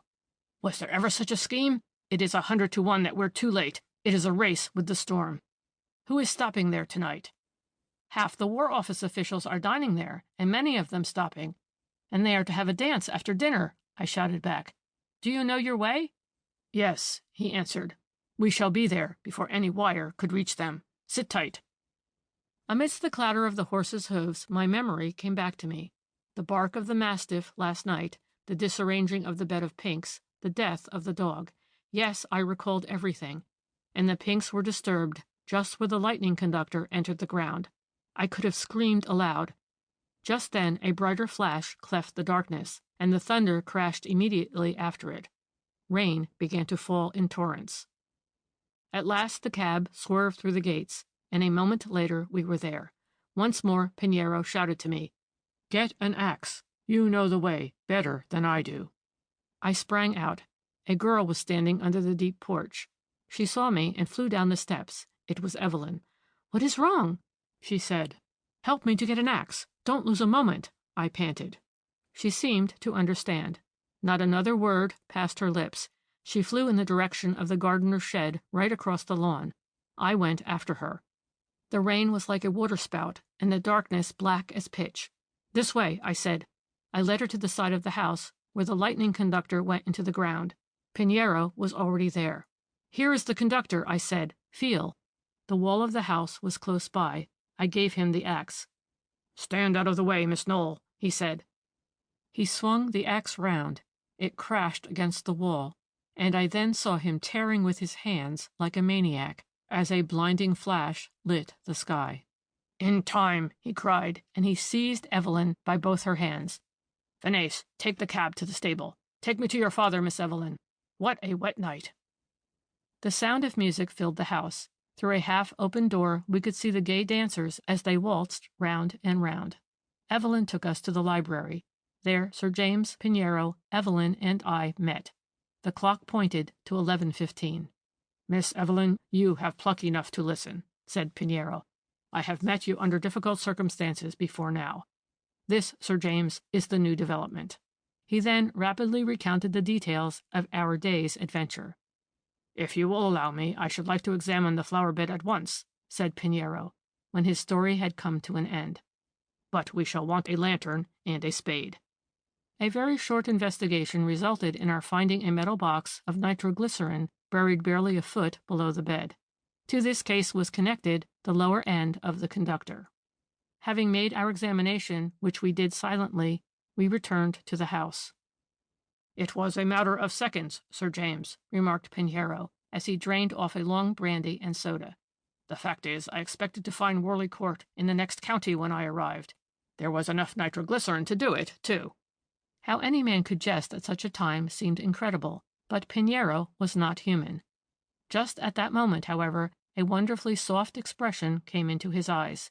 He turned to me and said in a whisper, "How happy our little friend in the curiosity shop will be tomorrow." End of number 5, A Gallop with the Storm, Part 2.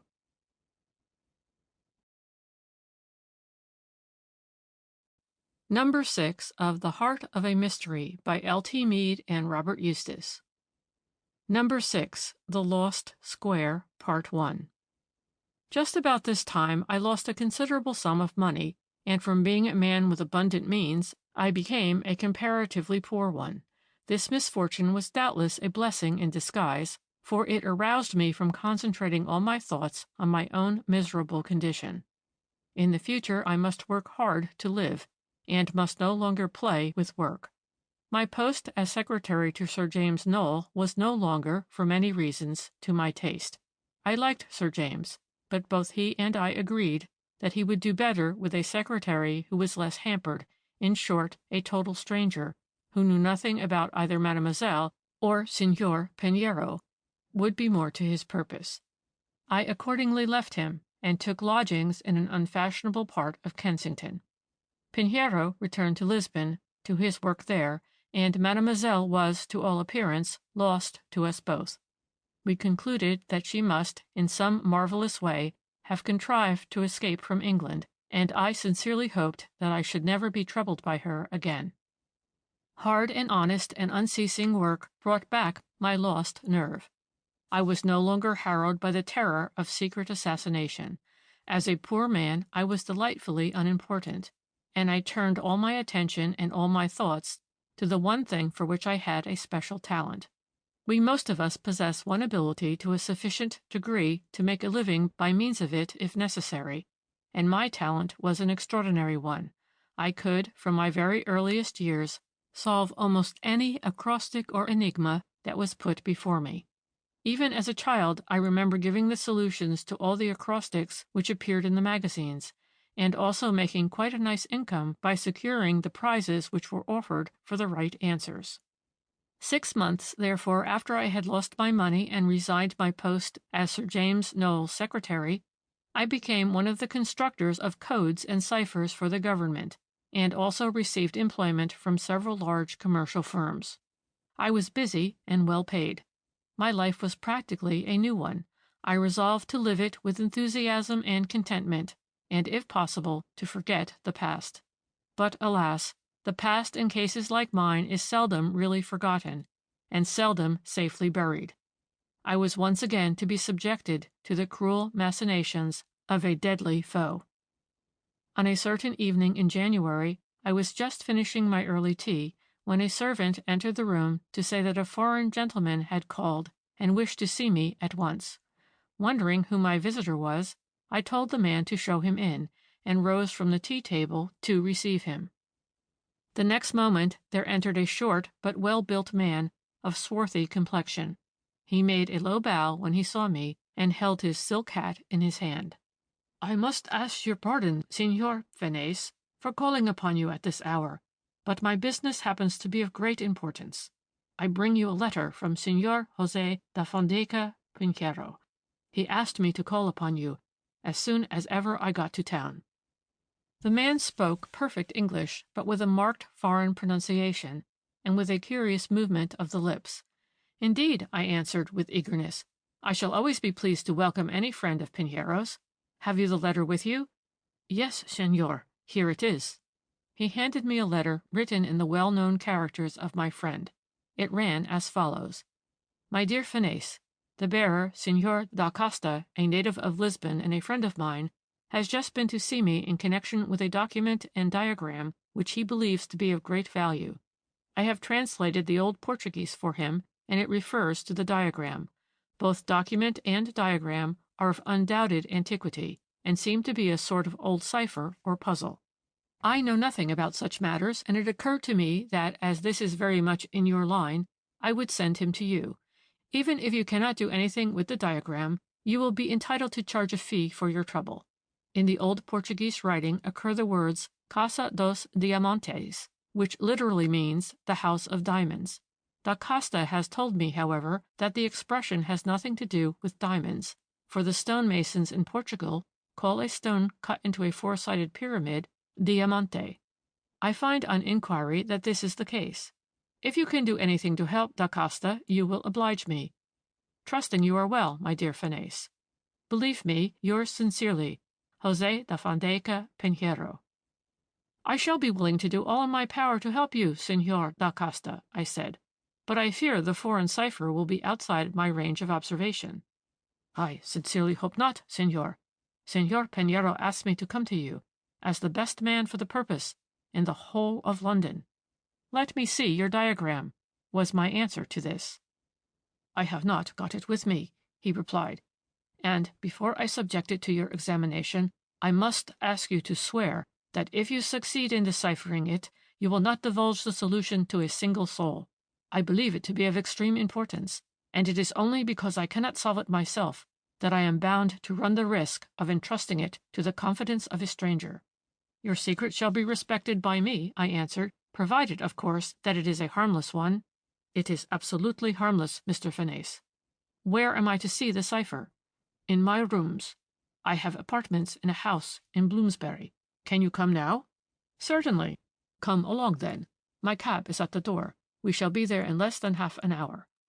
He spoke little as we drove along, and presently the cab stopped at one of the large old houses in a street leading out of Bloomsbury Square. Senor da Costa paid the driver and opened the door with a latchkey. He ushered me into a dimly lit and dingy hall, the floor of which was bare of mat or carpet. The staircase was also bare, and sloped up in naked ugliness into the darkness above. Our footsteps rang loud on the uncarpeted stairs. When we reached the first floor, Da Costa threw open the door of a big room. "Excuse me for a moment, Mr. Fanace," he said. "I will fetch the document and join you." As soon as I was alone, I glanced round the room. It was badly and scantily furnished. A faded carpet covered the floor, and cheap prints hung upon the walls. The only light was from a kerosene lamp, which stood on the table in the middle of the room. This lamp smelt horribly, and added to the sense of depression which stole over me. 1,000 unanswered questions floated through my brain. Who was Da Costa, and what was this mysterious cipher? What was this mystery of mysteries which I was asked to unravel? Had it not been for Pinheiro's letter, I should have had nothing whatever to do with the Portuguese. But Pinheiro had said that he was a friend of his, and had asked me to help him. I had no doubt for a moment of the genuineness of the letter which had been handed to me as coming from my friend. The handwriting was the same, the heading to the paper that which I so well remembered. Yes, I need not be alarmed. Pinheiro was the last man on earth to lead me into a dangerous or unworthy adventure. Da Costa came briskly in, produced an old tin box, and proceeded to open it. From the box he drew a parchment, yellow and stained with age. This he unfolded and carefully smoothed out. I bent over it with much curiosity. Upon it, in the form of a square, was some faded manuscript, of which not a single word was legible to me. The writing was enclosed in a number of dots or points. These points were joined by connecting lines, forming small squares. In some cases, however, the lines were missing, giving an irregular appearance to the whole. But whether this was owing to age having erased them, or to the whim of the original designer, it was impossible to say. "Now," said Da Costa, "I will read the translation of the writing by Senor Pinheiro. He assures me that it is quite literal and true. Listen." He read aloud in a sonorous voice. "They say that I am mad, that my wealth has made me mad. I am prevented thus from following the desire of my heart. You, my dearest friend, whom I love, shall receive all. I am dying, yet I fear to write where they are, lest this paper should fall into the hands of strangers and those who hate me. Therefore I show here how you may receive all. You remember our secret studies. You, and you alone, can read this map, so it is thus safe. They lie at the 65th square of the House of Pyramids. Your beloved friend. Pray for my soul." "This is very interesting," I said. "It sounds like some letter or dying instructions to the person addressed." "Oh, it strikes you like that, does it?" he answered. "Kindly say what you think of the cipher." and if you see any possibility of the solution." I examined it very carefully, and then, asking for a pair of compasses and some paper, I systematically set to work to apply to the diagram every process that I knew relating to such class of enigma, both diagrammatical and mathematical. I covered several sheets of paper with my figures. The Portuguese watched my every movement with almost embarrassing attention. I could arrive at no result, and at the end of an hour I leant back in my chair and had to confess that for the present I was baffled. "Am I at liberty to inquire how the document came into your possession?" I asked. "You are not," was his short reply. "I mean this," I said hotly, for his manner began to irritate me. "You ask me here to solve what is an extremely abstruse conundrum, and which, for all I know, may have no solution. I cannot tell whether you are hiding anything from me that would help me to a solution. It may be necessary for your purpose to do this. If so, and if you cannot give me any further help, I am afraid I shall never succeed in discovering this mysterious 65th square, for this is evidently the key to the problem." "Then you think it is insoluble?" "I do not say that at all. There are very few ciphers which the ingenuity of man has constructed that the ingenuity of man, in time, cannot solve, provided, of course, that there is a solution." "You have solved a good many in your life, Mr. Fernese, I take it?" "Yes," I replied, "I have, and constructed a good many, too." "Suppose you sought the real thing, say the surface of the building or the room to which this might apply. Would you have a better chance?" "Very much better. Indeed, I think I might almost guarantee to discover the solution, but I should not like to swear." He sat biting his fingers, regarding me fixedly for a few minutes. "Are you a busy man, Mr. Fernese?" he asked at last. "Yes, I am. Why?" "I mean, could you get away for about a week now?" "No, that would be impossible," I said, remembering my work. "But if I make it worth your while?" I looked at him in astonishment. "I am afraid I don't understand you, Senor da Costa," was my answer, and I must confess that the whole of tonight's business is extremely mysterious to me. I don't know if Senor Pinheiro told you that I am a man with a great deal of business to transact. I am employed, not only by several firms, but also by the government, on matters of great importance. Were I to throw up my present employment, I should lose a position which it is essential to me to retain. To put it shortly, I should lose my livelihood." "Will an absence of a week mean this?" he asked.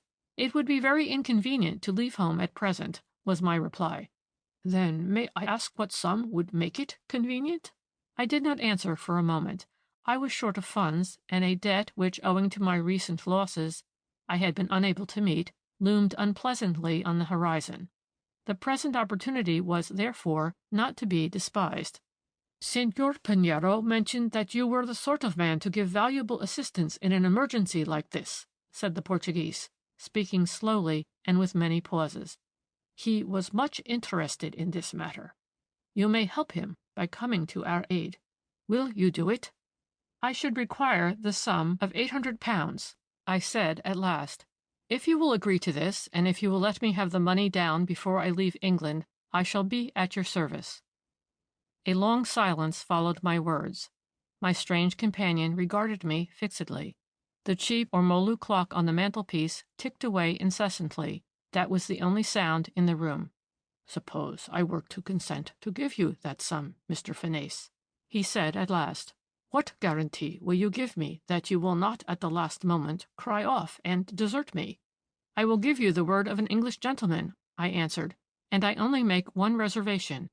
If I find, in what I am about to do, anything underhand or criminal, or against the laws of my own country, I return to England at once." He gave a short laugh. "Pooh! You Englishmen are all alike, always suspicious.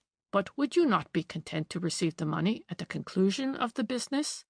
"No, I shall require it in the Bank of England notes before I go." Again there was silence. "I cannot do that," he said at last, slowly. "I have not so much money with me. You must consider my position and the risk I am running. Your solution may, after all, be incorrect, and if correct, it may lead to nothing. Come, I will make you a fair offer. I will hand you £300 before we start." "Where do we go?" I asked. "To Lisbon." "Then I shall see Pinheiro again?" I said. "You will." Your friend will be waiting to receive you. You see for yourself that you are very largely paid for a matter which is not dangerous to you, and does not occupy many days of your time." "Very well," I answered. "I will go with you. I will be satisfied to receive £300 in advance, and the remaining £500 on the completion of this business. That is," I added, "provided your explanation of this affair is satisfactory to me." "Is that also an indispensable condition?" he asked. "I do not agree without it," I replied. "Then I will tell you. Give me your hand and word of honor." I held out my hand. "You have already had my word," I said. "An Englishman does not repeat himself." "Very well," he said. "Now listen." He bent eagerly forward. His swarthy face was flushed, and his eyes glistened. "Do you know Lisbon?" "Yes," I said. He looked startled for a moment, then he said slowly, "I forgot. You are a friend of Pinero's.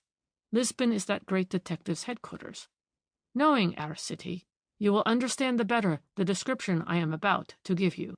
He bent forward, lowering his voice and fixing his somewhat prominent black eyes on my face. "In Lisbon," said Da Costa, "there is a certain house. It is the oldest in the city, and it is called the Casa dos Bicos. It was built about 1490 by a very rich and eccentric man. Indeed, there is little doubt that he was mad. Now, bico in Portuguese means a point, and it derives its name from the fact that the front is bristling with quadrangular pyramids of stone, each terminating in a point. Upon each point, and there are over 700, this man intended to set a diamond. But the work was stopped by the government, as there would then have been a richer house in Lisbon than the royal palace. Lisbon was at that time a great commercial emporium, full of wealthy merchants living in great luxury, excess, and extravagance. The man in question was one of these. The house had withstood no less than 6 great earthquakes. The great one of 1531, which lasted for 50 days, 4 more earthquakes in that terrible century, and finally the greatest of all in 1755, which destroyed half the city.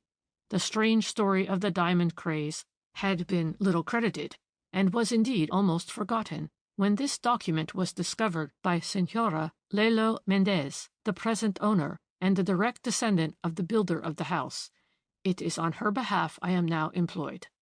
There are documents and receipts proving conclusively that this man had in the house over 700 Brazilian diamonds of the finest water, and when he died their whereabouts could never be traced.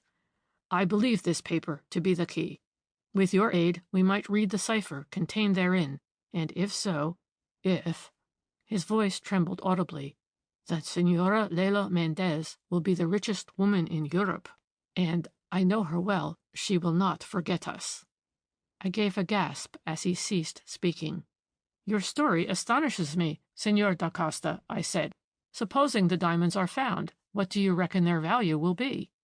He shrugged his shoulders. "Anything you like.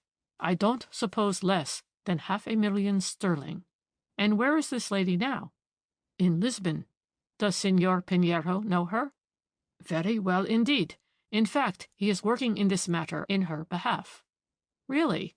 I had a passing moment of wonder that my friend had not written straight to me through the post. Da Costa seemed to read my thoughts. "I saw Pinheiro just before I started," he said. "I traveled day and night. The mail could not come quicker.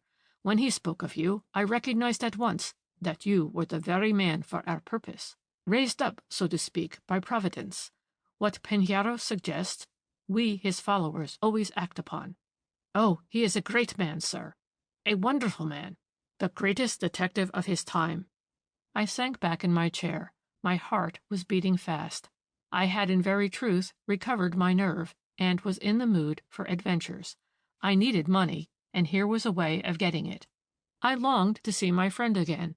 That wish could also be gratified. In a moment I rose from my seat and told the Portuguese that, provided he would hand me a check for £300, I should be ready to start on my journey at 11 o'clock on the following morning. He jumped up in extraordinary excitement, produced a checkbook, filled in a check for the required amount, and handed it to me. I saw that it was payable at the City Bank, shook hands with him, and went away. I spent a busy night arranging 100 details and writing many letters. Finally, as soon as the bank was opened, I took my check there and received in exchange 6 crisp Bank of England notes for £50 each. I lodged 5 of the notes to my private account at my own bank and changed the remaining one for gold and £5 Bank of England notes. At 10:30, I drove up to the house in Bloomsbury. Da Costa was waiting on the steps to receive me. His luggage was already on the roof of a cab. "Come," he said, uneasiness in his tone. "We have not a moment to lose. We shall just catch the express to Paris." I jumped into the cab, and the Portuguese followed me. The door was slammed, and we were off. The journey itself was uneventful. We left Paris by the Sud Express, and passing through Bordeaux and Villar Formosa on the Portuguese frontier, rumbled into Roquio station at Lisbon at 11:30 on Saturday night. Just as we were doing so, I turned to the Portuguese. "I shall take a cab," I said, "and drive straight to Signor Piniero's house." He had been sullen, not to say morose, during our journey. Now he was all alive and evidently full of great excitement. "No, my friend," he said, "your time is mine. You come with me, straight with me, to business now. We meet Piniero at the house where your services are required. We waste no time going to his palace in the suburbs." As I had no answer to make to this, and no possible objection to offer, I followed the Portuguese out of the station. He almost pushed me into a pair-horse vehicle, followed himself, and without waiting for any luggage except my small handbag, desired the driver to hurry forward. We immediately dashed off at a great pace, rattling and bumping over the cobblestones. We went down queer, narrow, low-built streets, full of strange sights and sounds. Again we went up inclines so steep that the windows were right above us, then down slopes on which, had the brakes given way, we must have gone to instant destruction. At last we stopped at a small house in a deserted lane. My companion paid the driver, opened the door with a latchkey, and bade me bring my bag inside. We entered a room on the ground floor. The house appeared to be quite deserted and was absolutely quiet. "Now," said Da Costa, speaking with great eagerness, "we must make haste. We have delayed too long already. And time is short, very short. There are others after the treasure. They want to rob the rightful owner. Get what you want quickly." I opened my bag, took out my measuring tape, foot rule, and designing case, and announced that I was ready. When we got outside the house, I paused.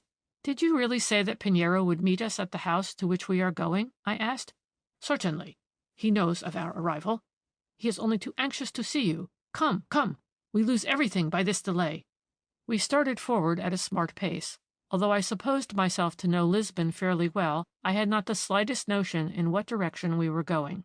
Twice Da Costa halted and glanced behind him, and once, seizing my arm, he drew me into the shadow of a dark archway. There we waited for a few moments, and then resumed our journey. My distrust of the man and of the whole expedition grew at every step, and had he not been very much stronger than I should have refused to go on. I determined, however, to keep my reason and all my wits in active play, and I did not allow anything to escape my attention. I observed that we trended our way, for the most part, downhill, till at length, after innumerable turnings and twistings, I saw, lying before me, the broad expanse of the Tagus, dotted with the twinkling lights of the crowded shipping.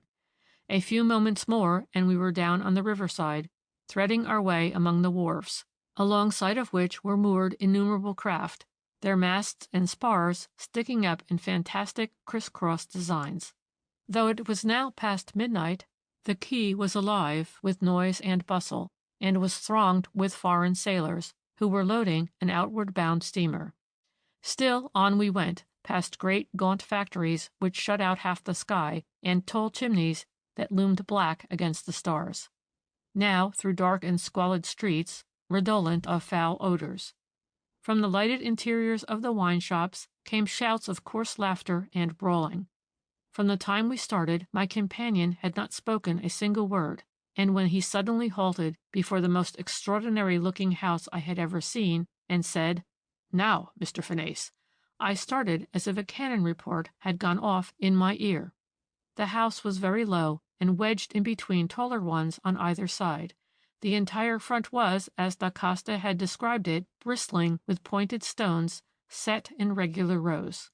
Upon a door under a low archway, da Costa now gave one or two peculiar knocks. It was immediately opened by a man, dressed only in a shirt and trousers, with a queer sort of stocking cap on his head. As soon as we were inside, he closed and bolted the door, and then lit a lantern. A few words of conversation, in very low tones, passed between him and da Costa, of which I was evidently the subject. Meanwhile, I looked around me. We were in a long, low room, with a stone floor covered with mats. The ceiling was supported by thick wooden joists. There was nothing whatever in this room but some barrels, a pair of large weighing scales, and piles of split and dried codfish, which smelt horribly. Motioning me to follow them, the two men went down some steps to a tiny room containing a small table and 3 wooden chairs. The floor and walls were square stones. Holding up the lantern, da Costa turned to me and said, "I had hoped to find Pinheiro here, but he has not come. We cannot wait for him. Now, Mr. Fanez, this is the room. Start your work at once. What do you think of it? Here is the cipher." As he spoke, he handed me the parchment. I was on my mettle now, and flung the whole of my mental energy into the problem before me. I forgot Pinheiro. I forgot everything but my own work. First I measured the walls. They were exactly 8 feet each way. Then I found the area of the floor, but where the 65th square could be, it was impossible to conceive. Was this a mere juggling of words, or had it a latent and very obvious meaning? On my way from London I had been puzzling over it, and somewhere at the back of my brain had been moving an old memory of a 65th square. But when, where, and how I had heard about it, I had not been able to recall. Now, suddenly, as if in a flash, the possible solution burst upon me. Was it, could it be, based upon the classic conundrum of the lost square? End of number 6, part 1.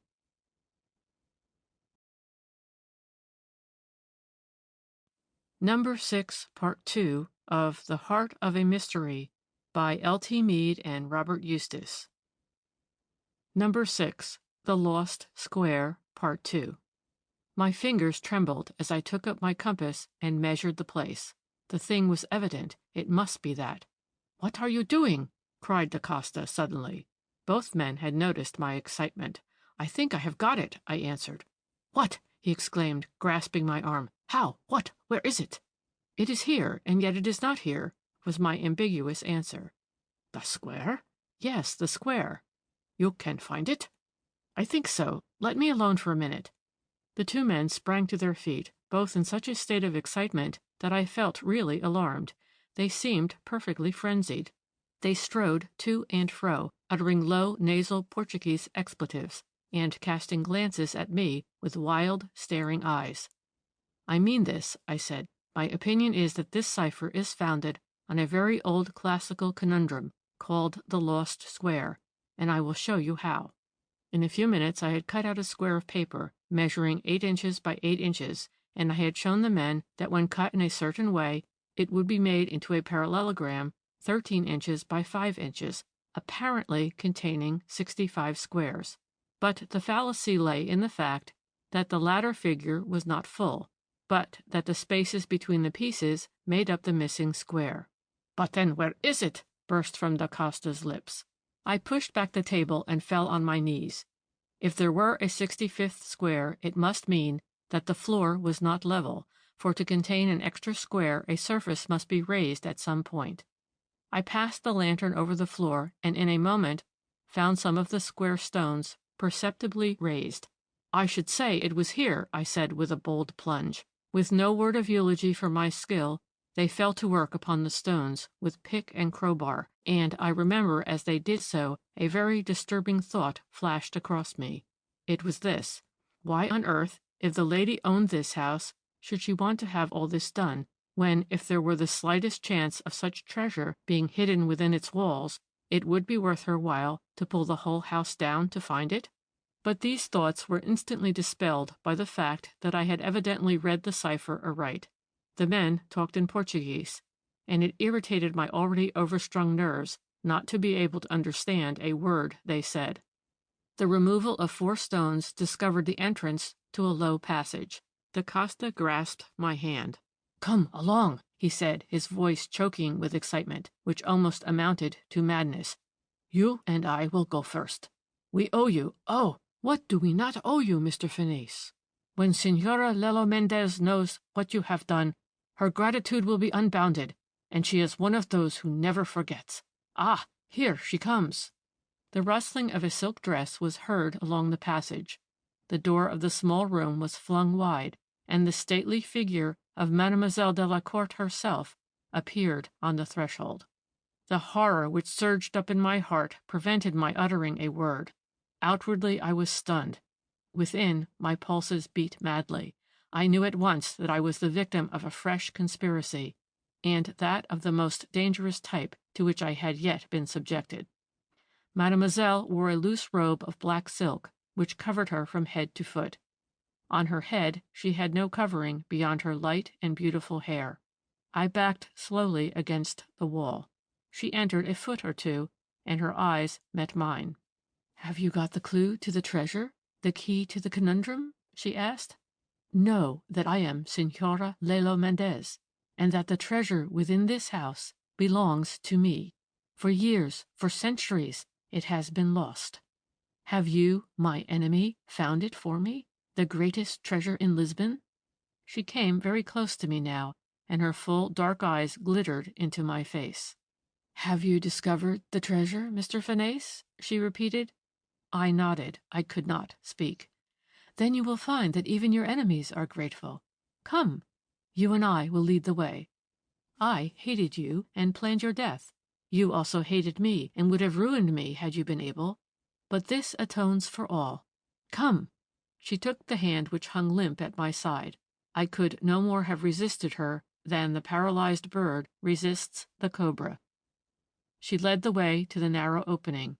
We went down the passage. It widened as we progressed. At last we reached the other end. Mademoiselle's small hand held mine in a grip of iron.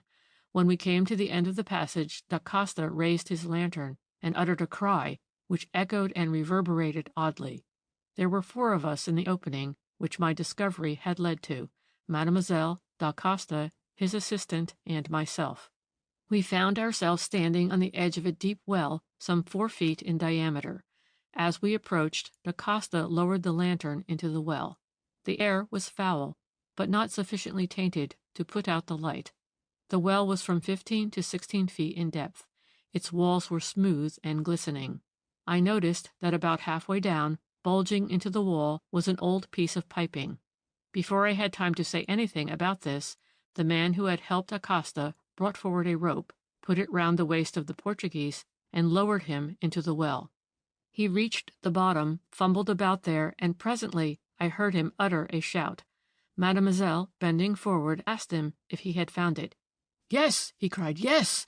Enough treasure to keep us rich for the remainder of our lives. I'll take some with me, and we'll return for the rest." "Then come at once," she said. "Take enough, but come at once. There is not a moment to lose." The assistant hauled Da Costa up. When he reached the surface, he slapped his pocket. It rattled. "Ah, mademoiselle," he said, "we are rich now." "And we owe it to Mr. Finis," she replied. She turned towards me, her face white as death, her eyes gleaming with excitement. I was just about to reply to her when a terrific crash at the back of my head caused thousands of Catherine wheels to dance before my eyes, and I remembered no more. When I came to myself, I was in pitch darkness. For a time I could recall nothing. Then memory returned. I knew where I was. I had been flung to the bottom of the well. I shouted for all I was worth, but without the least hope of anyone hearing me. I realized, when too late, that I had been the victim of the worst conspiracy Mademoiselle had yet formed against me. She had at last absolutely and completely succeeded in accomplishing my ruin. She had already, to all intents and purposes, committed murder, for there was nothing before me but death by slow starvation. By my death, I should be the means of her salvation. She who knew everything had heard of my latent talent and of its strange development. She had seized her opportunity to lure my secret from me for her own purpose. Senora Lelo Mendez was a name adopted for her own purposes by this extraordinary and awful woman. She meant to steal the treasure from the old house, and in making me her tool, she would also compass the long-desired event of my death. Piñero's name had been only used to trap, to lure me into the net. But how Mademoiselle had contrived to extract a letter from him was beyond my wildest endeavors to discover. I paced round and round my narrow and dreadful prison. Suddenly I remembered that I had a box of matches with me. I struck one and tried to examine my place of confinement. Many feet above me loomed the black circle of the mouth of the well. The sides were smooth and slippery, and offered not the slightest help for fingers or feet. I could just trace the piece of piping at one of the junctions. That was all. I was trapped like a rat in a hole. Here I was, buried beneath a cellar, in a strange house, in a foreign city. No one would miss me. No one could possibly guess where I was. I remembered also that it was Sunday morning, and if the house was used as a codfish store, it would not be entered till Monday morning. Even then it was 1,000 to 1 against my being found, for my shouts would scarcely penetrate the thick walls which choked down my voice as with a blanket. When the first shock of terror passed, there came that wild desire for life which God has implanted in the breasts of men. It is, in a certain sense, one of the most terrible of our passions. I only hope that I may never feel it again. I was young to die. I did not want to die thus in the dark and alone, of hunger and starvation. What fate could be more horrible? To die unmourned, unmissed, with that one terrible woman, that fiend in human shape, triumphing over my early doom. I struck another match, but the flame died out. For hours and hours I sat crouched at the bottom of the well, until at last came that merciful stupor which visits men in such situations. Then again that passed. I became wide awake, alert, and full of the most desperate resolution. All my thoughts centered on Piñero. I thought of him so earnestly, so long, with such passion, that I forgot that there was another human being in the world. It seemed to me that when I thought of him I saw a light, and that light went far, penetrating beyond the gloom of my dungeon, through the walls of the old house, shining on, till it reached his palace in the fashionable part of Lisbon. At the end of that long time of whiteness, I saw Piñero himself. He was in his study. He was thinking hard. He was seated by his huge writing desk. He took up a paper and examined it. He started and looked at it more fully. His face became agitated. He paced the room.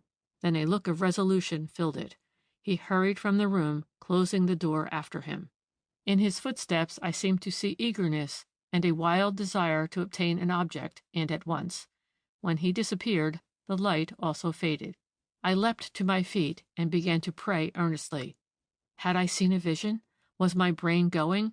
I prayed once, twice, many times. I think I must have been partly delirious, for after my prayer I opened my knife and began with all my force to stab the walls above my head. They were hard, and the point of the blade snapped at once. Again I prayed for deliverance. Again I stabbed the walls with the stump of my broken knife. Suddenly I felt myself drenched with a gush of water. It poured into the well in a cascade. It increased every moment. I uttered a cry of despair, for I thought I should be drowned in this ghastly hole. In and in the water poured with increasing force. It smelt foully as it splashed and eddied around me. In 5 minutes it was up to my waist. In another 5 it reached my chin. And then the most marvelous thing happened. I was floated gently to the mouth of the well. If that was not Providence, I don't know what was. I had evidently cut through the junction of the pipe in my blind fury, and had liberated the water from the river. I scrambled out of the well and stood for a minute or two, drenched and trembling, on the edge. It was just then that I heard sounds in the room above me, a scuffling noise, men's voices, then a woman's loud and despairing shriek. These sounds were followed by silence. 2 minutes later a light, not fancied but real, penetrated my gloom. Footsteps came hastily down the narrow passage, and Pinheiro, with blood on his shirt and cuffs, stood before me. "Fenez," he said, "I thought I should find you here. By all that is wonderful, what brought you back to Lisbon?" "Your letter," I gasped. "The letter you wrote to me and sent by Da Costa." "Then I understand the marks on the blotting paper," he answered. "Come." I looked him in the face and tried to speak, but consciousness for the second time that day forsook me. When I came to myself, I was lying on a sofa in Pinheiro's house. He was standing close to me, holding a glass of strong stimulant in his hand. "Here," he said, "drink this. You are an unlucky beggar. But tell me quite quietly what has happened. Take your own time. There is no hurry. Whatever your perils, they are now at an end. Take your time." I gasped out my miserable story as best I could. "But why did you write to me?" I said in conclusion. "I should never have come but for your letter." "The letter was a forgery," he replied. "I remember my servant telling me one day that a lady had called to see me on business, had asked to wait for me, but in the end had gone away before I returned. She gave her name as Señora Lelo Mendez. Now I knew that there was such a lady, although she does not live in Lisbon, to whom the old house Casa dos Picos belongs, and thought nothing about the visit, hoping to see the Señora later on. How could I suppose that another terrible plot, with a double object, was on foot? But now, listen, I have good news for you. We have at last, and in very truth, secured our enemy. Mademoiselle Delacourt is lying under arrest in this city, and clever as she is, she cannot escape from her prison walls." "But pardon me," I interrupted, "how was it that you thought of coming to the rescue?" "The most extraordinary thing. I was in my study, busily engaged, but I could not set to work, for my thoughts reverted to the past. I told you once, Fenez, that I would give you the history of these lost fingers." He held up his mutilated hand as he spoke. "There was a woman who I loved, madly. She got into the power of that fiend. I was too late to save her life, but in rescuing her body I lost these fingers. Enough, I will tell you more later on. The thought brings madness even now. A Portuguese never loses sight of the object of his vengeance. Old memories drove me wild this morning. I could not work. I idly turned the pages of my blotter. There I saw traces of a letter which I knew I had not written. It is true it was to all appearance in my handwriting, but the words were not mine. This is what I read. 'My dear Fenez, the bearer, Señor da Costa, a native of Lisbon and a friend of mine, has just been to see me in connection with a document and diagram which he believes to be of great value.' Lower down I read the words, 'As this is very much in your line, I would send him to you.' And then, again, 'If you can do anything to help Da Costa, you will oblige me.' This was enough. I happen to know Da Costa as a scoundrel of the deepest dye. A diagram, in connection with the treasure in the Casa dos Picos, has long been puzzling all our antiquaries, and a feeling of overmastering fear came upon me, that you had been deluded into coming to Lisbon, that you were now in that infernal house. I rushed there, as it turned out, just in time. Mademoiselle had passed herself off as Señora Lelo Mendez. She had secured a portion of the celebrated treasure, and all would have gone well for her, but for the fact that she and her assistants began to quarrel as to the division of the spoils. I took the precaution not to go to that house alone. I had some emissaries of the police with me. We quickly secured Mademoiselle, who had long been wanted. The men in their desperation fought like furies, but they too were secured and handcuffed. In their terror they gave themselves away, describing your hiding place and where they had found the treasure. Well, I saved your life and captured our enemy, and the treasure will find its way eventually to the old lady who is the real Señora Lelo Mendez, and who lives in a remote part of the country." Pinheiro ceased speaking. I sat still, with thoughts too deep for words. Thus ended the strange mysteries, the inexplicable horrors, which dogged my steps for the greater part of 1 year. Mademoiselle Delacourt will never trouble me again. As to the diamonds, the real Señora Lelo Mendez, having heard the entire story, presented me with one to set in a ring, and I always wear it on my finger. When the well was pumped out, 300 more Brazilian diamonds were found.